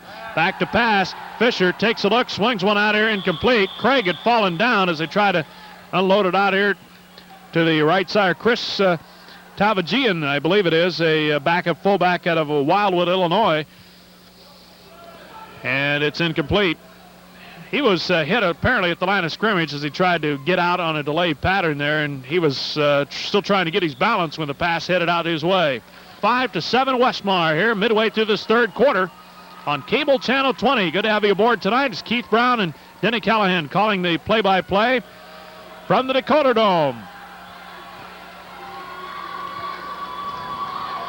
Fisher out of the shotgun. There's the snap. Now he's scrambling. As McLeod was in there putting some pressure on, Fisher on the move. He doesn't run much, but they forced him out of the pocket. Now we got a flag down as they take him into the Westmar sidelines. We spoke too soon. There we go. The yellow hankies are out again. I guess they watched too much of the World Series. They saw that all those Homer hankies up at the dome. I guess they think you're supposed to wave a handkerchief inside or something. The referee's been busy with those yellow markers in this one. Now got Kurt Westhoff out of the lineup right now. JR and Freddie Anderson in there at linebackers. There's the give to Craig. Craig going to go down to the 20-yard line. Penalty markers moved them down to the 22, and now it's the Tigers coming right back with a drive. Sure, their coach, Joe Kramer, said, or Jeff Kramer, I should say, says we got to come back and get some establish a ground game again, and we got to start establishing some offense. Show them we can move the football. That's right, and to some extent they've done it here. These penalties sure haven't helped, and I don't think the quarterback, Fisher, would have had the first down on that play, but penalty, of course, gave it to him. They really have been their own worst enemies. 4 turnovers, big penalties tonight. Second down at about 9 to go. Those 4 turnovers are going to loom big in this one, I think, when it's over. That's right. They can always haunt you. 35-7 Westmar. But Wesleyan threatening to tack on some more points. Back to pass, taking a look. Fisher airing it out for DeVries. In, and no, he caught it. Held on. I thought I saw it zip in and out of his hands, but he held on right there in the sidelines, and he makes the catch. I think I was faked out there where the ball boys is tossing a football up, and I saw the extra football kind of fly in that vicinity. But he held on, caught it right there in the corner of the end zone. Actually had 2 receivers in the vicinity. The other one kind of shielded the defensive backs from the catch. That's right. It was kind of 2-on-1 out there, and they sure caught the open man. A nice pattern, and it really got him open and hit him right on the numbers. That was a 21-yard TD pass from Fisher to DeVries. Second time those two have hooked up. DeVries led the nation in pass catching early this season. He's ranked among the District 12 pass catchers, but not in the nation anymore. That's good. Extra point by Paulus, and that'll make it 35-14. So Wesleyan answers with a return touchdown of their own. Well, that was a 68-yard drive in 7 plays for Wesleyan. Dan Krotzel went out hurt again. Looked like he stung that shoulder that he separated earlier this season. Kickoff going to be taken to the 20, 25. Who is that? Brad T. Krotzel, I believe, out to about the 30-yard line. Oh, Heath Fitzsimmons it is. Heath Fitzsimmons makes the return out to about the 30, and Westmar bring the offense back on. Well, we thought as the game opened up, all indications are we're going to see an offensive battle. Scoreboard indicates that maybe we've seen some points up there, but just now we can keep the penalties out of this thing. I think we could really go back and forth. That's right. Dakota Wesleyan's really impressed me, their ability to come back, and even after the interception and the Westmar score, they came right back with offense and got momentum. So they don't want to. They're not going to lay down and play dead here. Todd Skolton going to split wide to the left out of the wishbone set. We have not seen Charles Hill tonight and don't expect to see him. There's Vern Bolden carrying out to about the 34-yard line. Going to get about 5 in the play, 4 or 5. And we're inside the 7-minute mark here in quarter 3, 35-14. The alumni game starts at 7:30 Saturday night. That'll, I guess, officially start the basketball season. Doug Eigelhart, in fact, will send his Lady Eagles into battle on Saturday night up at Mitchell, South Dakota against the Dakota Wesleyan women to officially get the winter sports season underway. And then the alumni game Saturday night in Lamar's Westmar Eagle men's basketball team opens against Dakota State next Tuesday. So she's coming fast. That'll be at the Westmar gym at 7:30. There's McClintock on the keeper out over the 35, about the 38-yard line. 6:18 left to go, third quarter. Vern Bolden with 3 touchdowns. Westmar got off to a 21-0 first quarter start. Heath Fitzsimmons and Kelly McClintock have added touchdowns since then. Fitzsimmons on a 40-yard run, McClintock on a 4-yard quarterback keeper. Vern Bolden opened the ballgame with a 68-yard touchdown run of the very first play from scrimmage. Has added a 20-yard TD run and another from 4 yards away. The 2 Wesleyan touchdowns have come on TD strikes from Fisher to DeVries, their favorite passing combination. Westmar faced with a third and a long one, about 1.5 yards to go for the first down. Eagle fans trying to give them a little rooting support. Out of the wishbone, split receiver to the left side, going to Heath Fitzsimmons, and Heath just powers his way to the first down to the 41-yard line, keeping those legs churning. He's built close to the ground, and he got all the power force. You bet, he needed it. He had a couple guys hit him at least behind the line of scrimmage, and that's what it was. That was fullback running right there.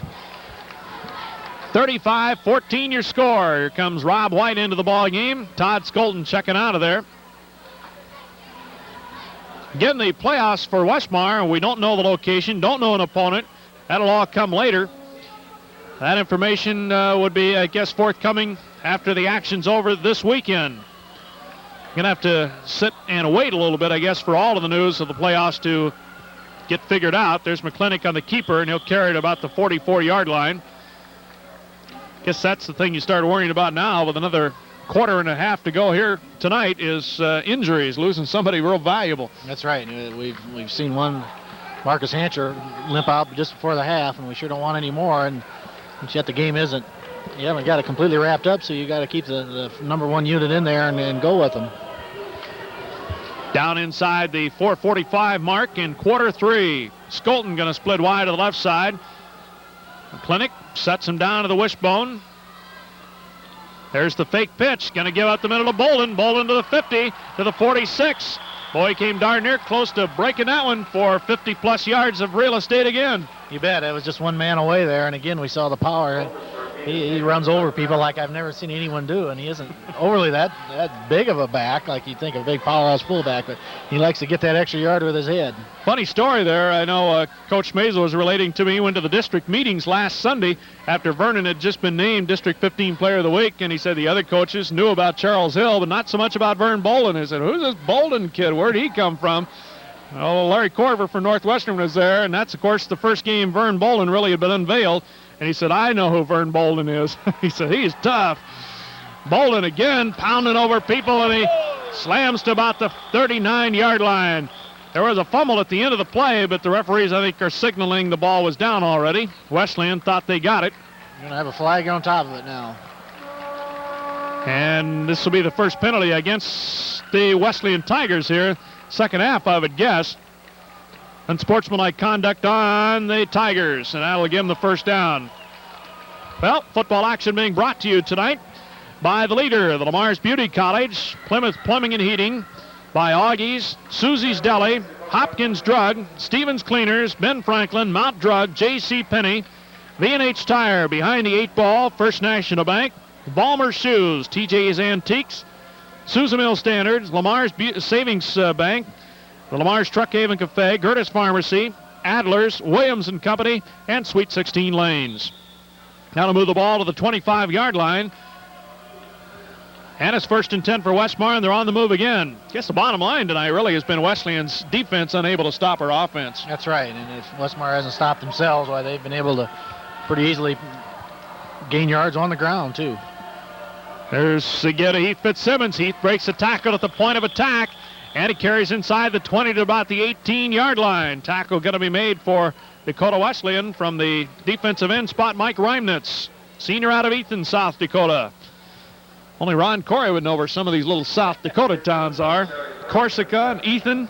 Saw some Corsica school jackets here tonight, so it must not be too far away.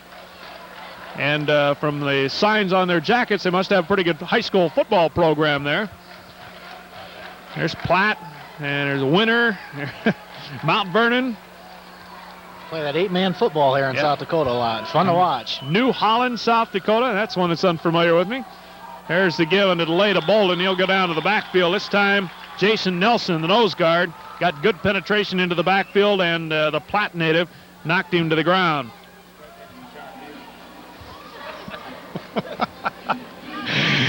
Third down at about 3.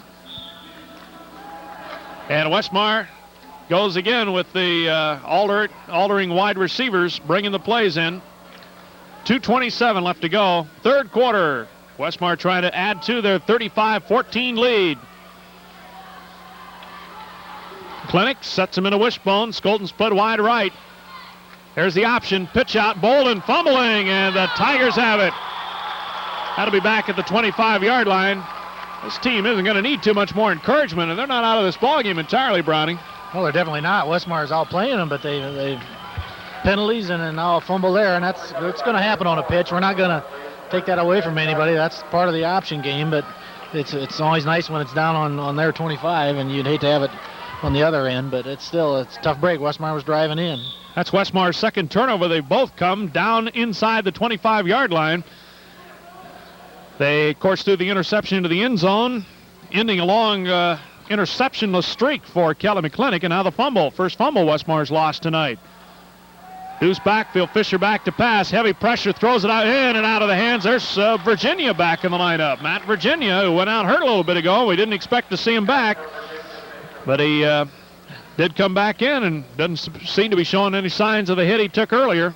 Was maybe the same pass pattern that Westhoff had the interception on. Of course, the hit on the quarterback forced the errant pass, and Westhoff's 50-yard interception return stands bigger and bigger in this ballgame. Back to pass.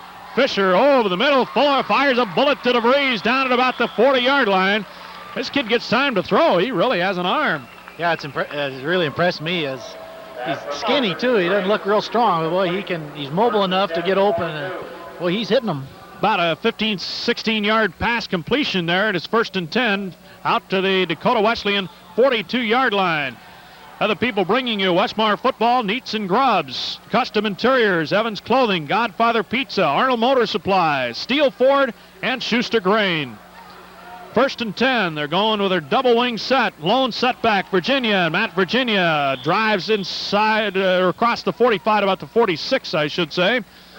Right about where that USD is in the middle of your field. It's, of course, home of the Coyotes over here, the Dakota Dome. What a year they had at the first half of the season, but they have tailed off a little bit here in this North Central Conference. Chad Shook going to trot out of there for Westmar defensively. And Patrick Walton going to check in there at that right defensive tackle spot.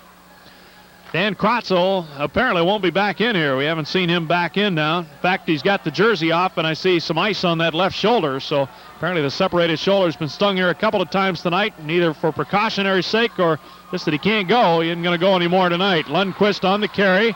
Lundquist taken down right about the 50-yard line. Walton is there.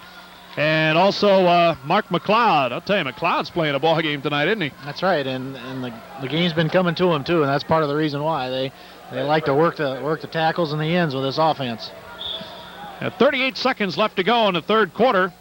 Other Eagle backers, you got a Wells Blue Bunny, the Country Kitchen, Reardon Auto, Vern Anderson Equipment, Newell Chevrolet, Cruz and Cruz CPA, Sod's Bar and Grill, Bucky and Foxy's Highlight, and Timmy's Cafe.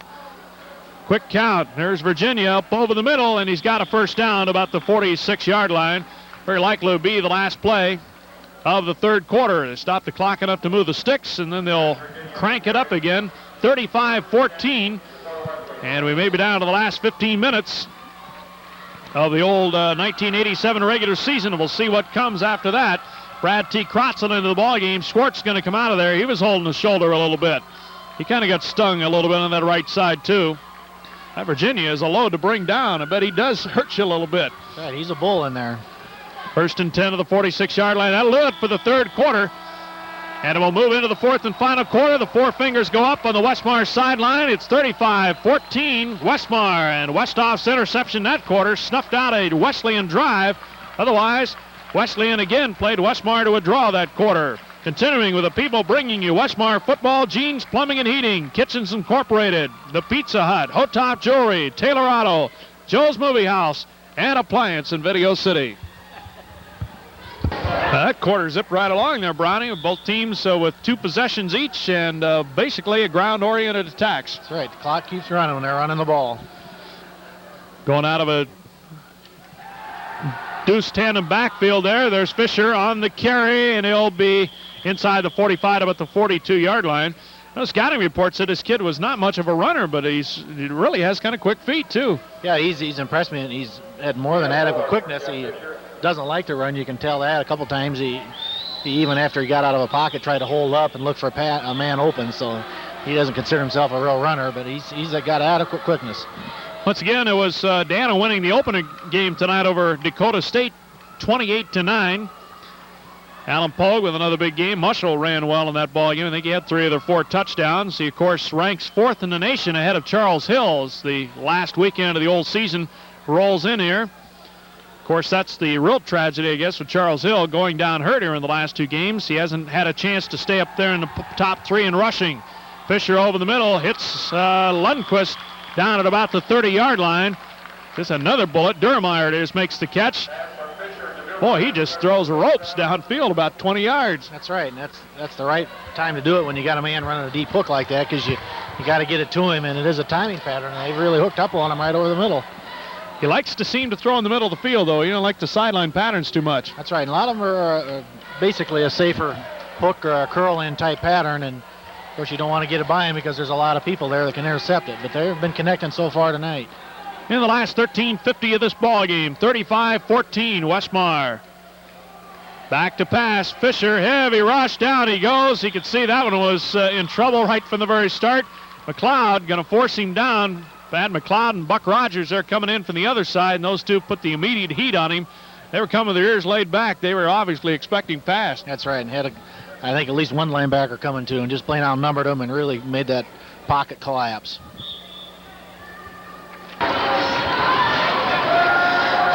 Now we got a second down at about 14 to go. Loss of 4 in the last play. About 15 yards to go. Back to pass. Fisher taking a look. Got a man wide open out here. Good block. There's James Craig to the 20, to the 15, to the 10, to the 5. He's out of bounds. Back at about the 8-yard line. Made it to the end zone. Heck of a block out there by, the other guy running interference for him. I believe that was Durmeyer. They ran the pattern out there together with Craig kind of coming out underneath. And then a nice block there by Durmeyer to spring him. That's right. It was a basic kind of a flooded the sideline there, and just had more people out there than Westmar had defenders, and got the open man. 24-yard pickup.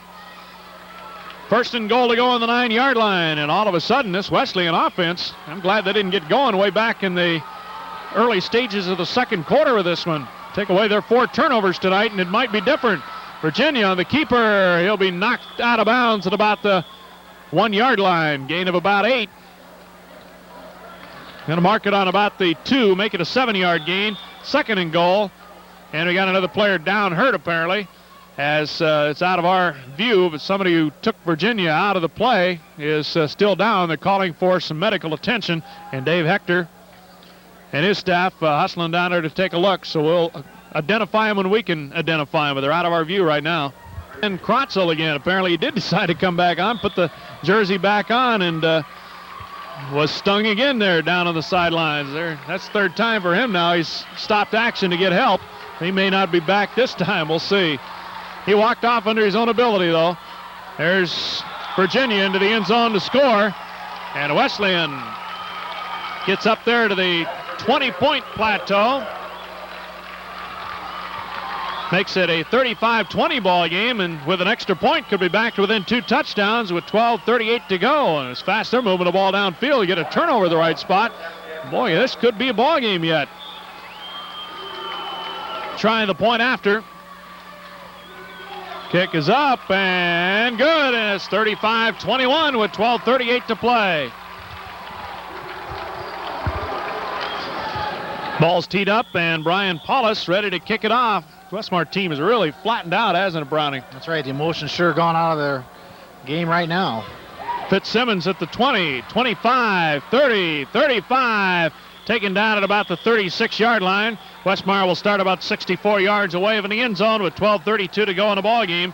This is the 3rd highest point total rolled up against the Eagles this year. Huron 2 weeks ago got 28, and then the 29 in the loss to Dana back on September the 19th. Was the only higher point totals than the 21 rolled up here by with the Tigers tonight. And it's 35-21, and boy, you don't have to use much imagination to know there could have been more up there too, because they had 1 pass intercepted in the end zone, And, of course, were on the move 2 other times when interceptions wiped them out. 3 interceptions and a fumble, and all 3 have stopped what were promising drives. Pitch out, Kelvin Pierce to the 35 and out of bounds at about the 38-yard line. The momentum has definitely swung in this ballgame. That's right, and Westmar needs to get it back right here. The offense has had really no problem moving here tonight.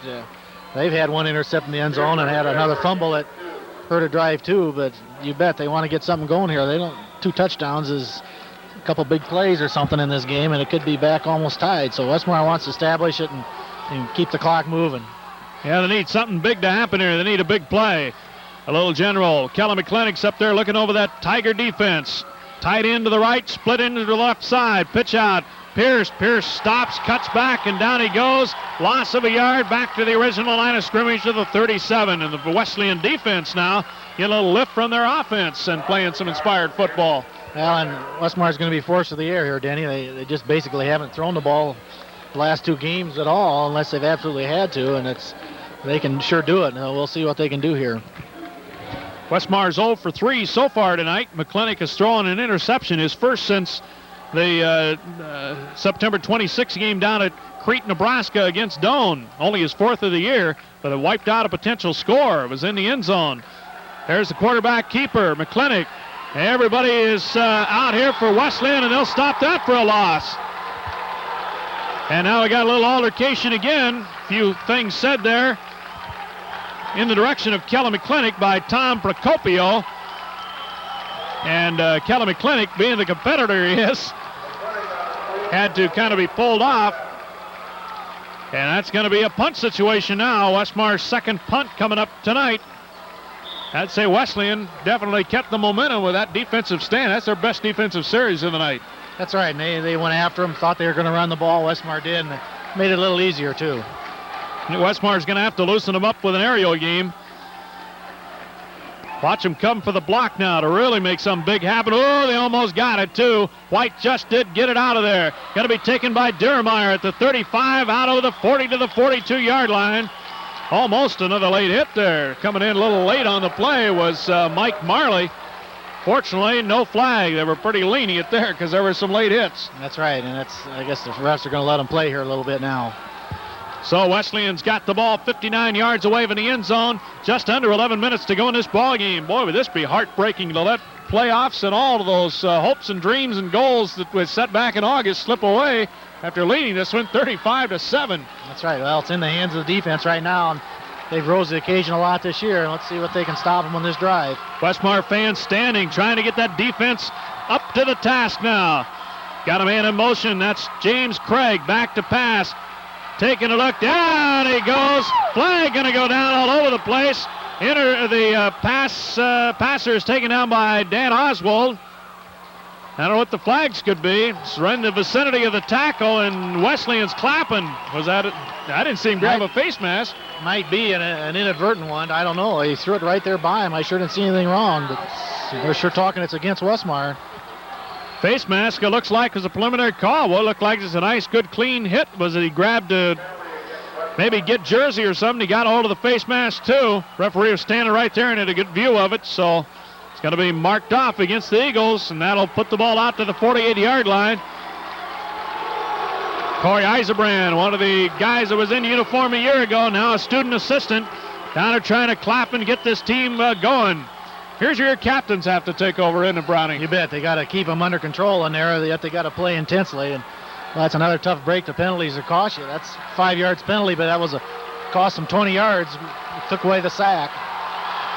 First and about 4 to go now for the first down after the 15-yard penalty. Both rooting sections up, clapping for their team. There's the give to Dermeyer. Dermeyer across the 50 to the Westmar 46, 47-yard line. J.R. Johnson and Dan Oswald were there to make the tackle for the Eagles. Enough for the first down, though. There's that power sweep that Coach Meza was a little worried about. He knew he had good defensive ends, but it's a matter of having too many blockers out there to have your defensive end make the stop. That's right. That's one defensive end can't stop 4 blockers, and that's about what kind of situation they get into, and you just got to get the people out there with them and try and outnumber them. Football in the Westmar 47. Eagles lead at 35-21. It's been a real offensive war. Back to pass. Fisher got a man wide open. Virginia at the 40, 35, 30, 25, 20. A runaway freight train, and Seeloff saves the touchdown at the 15-yard line. And this Wesleyan team has really come to life. Now we're seeing a team that 2 weeks ago was actually 26th in the nation. So they're a team that was on the verge of cracking the ratings. They fell on the strength of an upset of Westmar. Maybe they could still get back in the top 26 and have a shot of being considered for the playoffs yet. You bet. What better opportunity would they have to make the ratings would be to knock off one of the top teams, the hot teams of the NAI the last 4 weeks. They're going to try it here tonight. Of course, Westmar 11th in the ratings, the highest position to the poll they've ever had. Flags go down. Virginia goes down back at the 20. That was Wayne Udick getting across there real quick. Joey Holmberg, and they made the stop, but offsides on Westmar. No wonder they got back in the backfield. They were there too early. They got an early start. Boy, everything imaginable going against the blue and silver right now. They're up talking to Jeff Fisher. This will be marked off against Westmar. There's another one of them.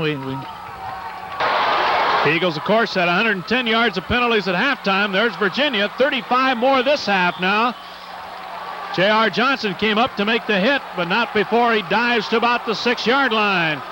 And it's close to another first down. The penalty made it 1st and 5, and it's going to be a gain of 4. Penalty against... backwards here, I think, Danny. Looked like a personal foul there. They're sure walking a Dakota Wesleyan man off the field. Ooh, that's going to be big against the Tigers. Yeah, unnecessary roughness going to be the call against the Tigers. That moves them outside of the 20 to the 21. Back to pass. Fisher, play action. Lofting her up for DeVries. Intercepted by Frenchie. Holmberg is third of the ball game in the back of the end zone. Frenchie has snuffed out the drive. He just laid that one up there for grabs. His receiver was screened off in the ball, and Frenchie comes up with the interception. That's right. I don't know if he tried to throw it out, but he didn't get it far enough. And Frenchie was Johnny on the spot. Another big turnover. The defense rises to the occasion. Maybe that would give them the little shot in the arm they need now with 8:55 left in the ball game. Yeah, it looked like he was wasting that one. And Frenchie just ran under it. It was one of those he hoped. Clinic's got him set in the wishbone set. Skolton split wide to the left. Shipley tight to the right. Oh, fumble in the backfield. Tried to belly ride inside of Fitzsimmons, and he kind of pulled it away from Kelly. But I think Kelly got back on it at about the 20-yard line. So nothing lost, nothing gained. Boy, that'd have been a disaster to turn it right back over to him. I wonder what's wrong with Kurt Westall right now, Bronny, because he wasn't in for much of that last defensive series. I noticed a couple plays early. I'm just guessing out loud here, but he has got a kind of a big knee brace, and his pant leg was cut open. I did see him a hint of a limp anyhow, so he might have aggravated a little injury there, and they're keeping him out. He's still got the play of the game, the 50-yard interception early in this half, set up Westmar's last touchdown. There's Fitzsimmons off tackle. And freshman out of Ridge, New York, keeps churning and driving to about the 23-24-yard line. He had a big 40-yard scamper in the second quarter in this one. It saw him break a couple of tackles. And he'll carry it about the 24.5. It's 3rd and about 5 coming up for the Eagles with 7:50 left to go in this ball game. 35-21. Of course, college football is still the only place, or at least in most college circles, they don't have the ties played off. You settle them tied. I don't know what a tie would do to Westmar in regard to a playoff possibility. Hopefully we won't have to find out. We don't have to worry about it. Time's becoming our ally as this ball control offense continues to grind it up. Penalty marker down again, and McClintock on the keeper won't have the first down. So if it's against Westmar, and it is, a legal procedure against the Eagles. And Vern Bolden gets up limping a little bit there too. Wesleyan with a single receiving back. Dermeyer back at about the 40. Rob White not going to get any pressure. Took a lot of time and hammered away a Butte. Good coverage, and a flag going to go down again. The fumble. Dermeyer was... now there's going to be complaining on that one. Bothered a little bit by Neil Hall. He got too close to the catch. Of course, the rule about what's it been 2-3 years ago now, you got to give him a room to catch it. But that was he obviously jumped out of the way there, intention not to even near touch him, and the ref was throwing that flag before anything happened. And, well, I don't know. I'd argue that one. That's 5 more yards, 150 yards unofficial that we have on our total now against Westmar tonight. Back to pass. Fisher takes a look, airing it out downfield. Got DeVries behind his man. Intercepted by Joey Holmberg at the 10, 15. Hit by DeVries down at about the 20. Westmar with their 5th interception of the ball game.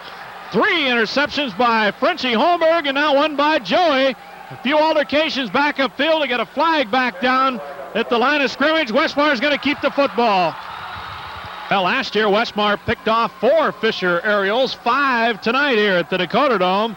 They've kind of got his number, and those interceptions have been big. Holmbergs have accounted for 4 of those. 3 by Frenchie, 1 now by Joe. Joe is 6 for the season. There's a give-off tackle to Heath Fitzsimmons, and Heath going to carry it about the 24-yard line. Clock watching going on in the Dome. 6 minutes left to go. 35-21. Another near fumble. And Bolden going to go down to the backfield. Boy, what has happened to all that precision and timing in the backfield? It's Charles Hill, Denny. Yeah, as Westmar going with their school record-setting rushing leader.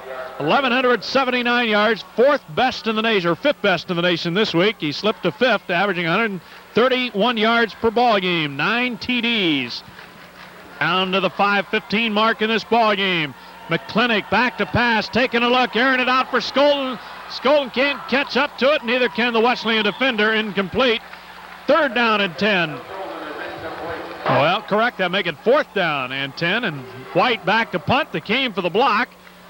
Dermeyer makes the catch in the run of the 46, 50, 45. Back to the 40-yard line. Wesleyan will put her in play at the Westmar 40. Westmar trying to hang on here. 35-21. They lead it by 2 touchdowns. Fisher working out of the shotgun. Back to pass. Fires for DeVries. Hits him at the 25. Breaks a tackle down inside the 20 to about the 19-yard line. Tackle up to the line of scrimmage. Fisher's got him set in a shotgun formation. There's a get to Virginia. Virginia to the 20, to the 15, to the 10, and down to about the 70-yard line. 1st and goal to go. Going to rack up another 13-yard gain.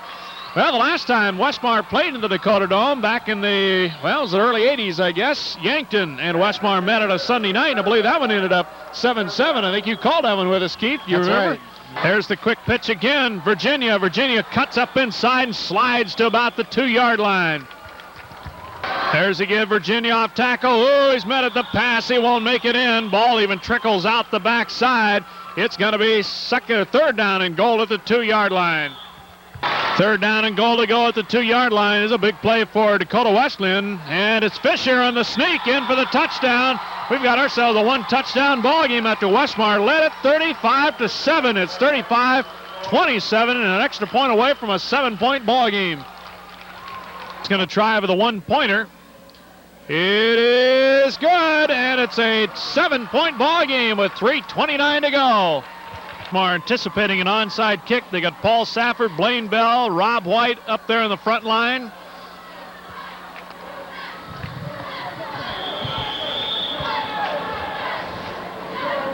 Paulus approaching and squibs it. It's a good onside kick, going to be fielded, I believe, by, looks like Joe Schaffner, I believe, fell on it for Westmar.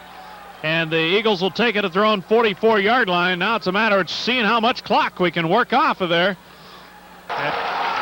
Dakota Wesleyan fans obviously up trying to get their defense in a takeaway mode. And there's Vern Bolden going to be slammed down at about the 47-yard line. Pick up a 3. 2nd down and 7. 2nd down, 7 to go. Westmar in the wishbone set. Split receiver to the right. And there's a delay game, I think, against the Eagles, as the play was stopped before the snap of the football. Well, Westmar is going to set one more record. The first 2-day football game they've ever played. We're moving in on midnight here, and we are reminded that we are now moving into Friday the 13th also, which hopefully won't be a bad omen before this one's over. That makes a 2nd down and 12. Option play, McClintock, pitch out, Vern Bolden, 45, stiff arm. Whoa, what a hit from the secondary there, down to the 45-yard line. Jeff Larson came up and really put a lick on Vern Bolden. Inside the 2-minute mark in this ball game, 35-28, Westmar. There's the delay. Bolden going to go down to the line of scrimmage. 4th down, a punting situation. Wesleyan's going to have about a minute and 40 seconds to work with offensively when they get the ball back. They'll probably come for the block to try and save field position here. Rob White lined up back at about his own 30-yard line. Dermeyer at about his own 20. No rush coming. White waiting, now kicks it away. This surprises me. No rush on. And there's a no return either. and it's going to be down at about the 6-yard line for Westmar College. Unbelievable. I don't understand that at all, Brownie. That's right, and I think Rob White just about had a moment where he thought, I'm going to go ahead and run it. They just about let him go free back there, and he got a beautiful punt and great coverage, too. No rush. Fisher drops back into the shotgun. He's going to split receivers to both sides. Has a slot to the left, a low snap. Back to pass, fires one over the middle, in and out of the hands of DeVries. Incomplete. Joe Holmberg and Brother Frenchie there on the coverage. I couldn't ask for a more exciting finish, but a little more exciting than Westmar planned on, and I guess probably wanted to be at this point, as they're hanging on for dear life for a playoff possibility. Fisher back, throws for the sidelines, in and out of the hands of Dermeyer. Big third down call coming up here. Fisher takes it on one hop, back to pass out of the end zone. Going to throw a delay. DeVries to the 15, to the 20. Got a first down at about the 23-yard line and bought some field position. Clock going to be stopped to the minute 19 left to go in the ball game. Still the continuing mystery, and the question I have is what's happened to Kurt Westhoff. He has not been in now in the last several defensive series. Lobs one over the middle, incomplete. Flags down all over the place. Pass intended for Lundquist. Second down, 10 to go. Wesleyan on their own 22-yard line, 78 yards away from tying this one up, and 58 seconds to go. Fisher going to be sacked. Had to scramble out of the pocket. Mike Rogers sacked him at the 19-yard line. Third down at about 13 to go now for Dakota Wesleyan. 51 seconds left in this ball game, and Westmar clinging to a 35-21 lead after leading it 35-7. Back to pass. Fisher down over the intercepted. Joey Holmberg at the 35, 30, 25, 20, 15, 10, 5. Touchdown! That'll do it. That'll do it. Westmar's going to wrap it up with that. Joey Holmberg with his first career touchdown off the interception. Their 6th intercept of the game. The Holmbergs have accounted for 5 of them.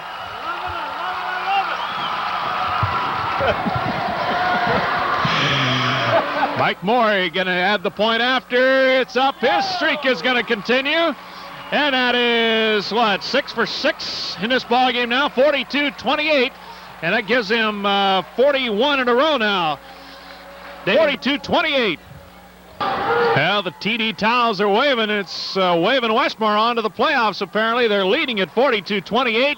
They squib kick it with 37 seconds left. And Wesleyan is going to take over at the 31-yard line. Oh, how the turnovers have plagued the Tigers tonight. 6 interceptions and a fumble. Yeah, Wesleyan going to air it out now big time. Fisher back in the shotgun formation. 37 seconds left to go. Oh, there's a fumble, and Chad Shook got it. Shook going to catch it on the carom. Shook has got it at the 24-yard line, and one more turnover. As the... Yeah, it's going to stand. He almost intercepted really as much as a handoff there, Brownie. That's right. He said, hey, wait, this thing isn't supposed to be here in my hands, but I'm going to take it. Well, Wesleyan's out of timeout, so Westmar should merely need to drop down to one knee, and that'll do it. McClintock goes down. About got trampled by Heath Fitzsimmons for some reason. Looks like Westmar's going to win their 4th straight in the series. And it had been a 7-7 tie until Westmar has gone on this winning binge, and they've edged up in the series tonight. The 18th meeting between these two ball clubs. And the clock winding down. There she goes. They're going to count it down to 10, and to 9, 8, 7, 6, 5, 4, 3, 2, 1, and Westmar is on to the playoffs. 42-28. Westmar has apparently earned themselves their first ever playoff berth. Where this takes us, I guess we'll find out this weekend, Bronny, but it feels good. Boy, it sure does, and what a way to get it, I guess. It's a big sigh of relief that we got this one, but I hope they can learn a lesson here. It was a ragged game. They play ragged. You don't give a team 150 yards penalties and win the game very seldom, and we're lucky to come out of here alive, really. Yeah, they're shutting the lights down here in the dome on us. So we'll quickly recap. Final again, 42-28. Joe Holmberg's interception from 30 yards away sealed it in the final minute as Dakota Wesleyan tried to rally from a 35-7 deficit, got as close as a touchdown, but Joe Holmberg's interception iced the ball game. The Holmbergs accounted for 5 interceptions today, 3 by Frenchie, 2 by Joey. Joey has 7 for the year now. That's his first career interception return for 6 points, though. And, of course, Vern Bolden got it all started off with a 68-yard run of the first play from scrimmage tonight. He went on to score 3 first-quarter touchdowns. And it was Heath Fitzsimmons running one in. Kelly McClintock ran one in. And Joe Holmberg, of course, with the touchdown to ice it there right at the end. The final again, 42-28. Westmar will take an 8-2 record of postseason action. Wesleyan ends at 6-4, and of course the 4-foots could make it a losing record before the appeal is over. But Westmar finishes off a great regular season here, and who knows where they're going to go from the playoff standpoint, but it has been fun to this point. No, that's right, and boy, what an exciting night. And a lot of people talking playoffs and Dana, but a lot of people say in the same breath that it probably won't be Dana. It'd be nice to see that matchup, but well, I'm sure Westmar will take on anybody that they hand to them. Just glad to be there, I think. You bet. And we'll take any partner who wants to dance with us. Final again, 42-28.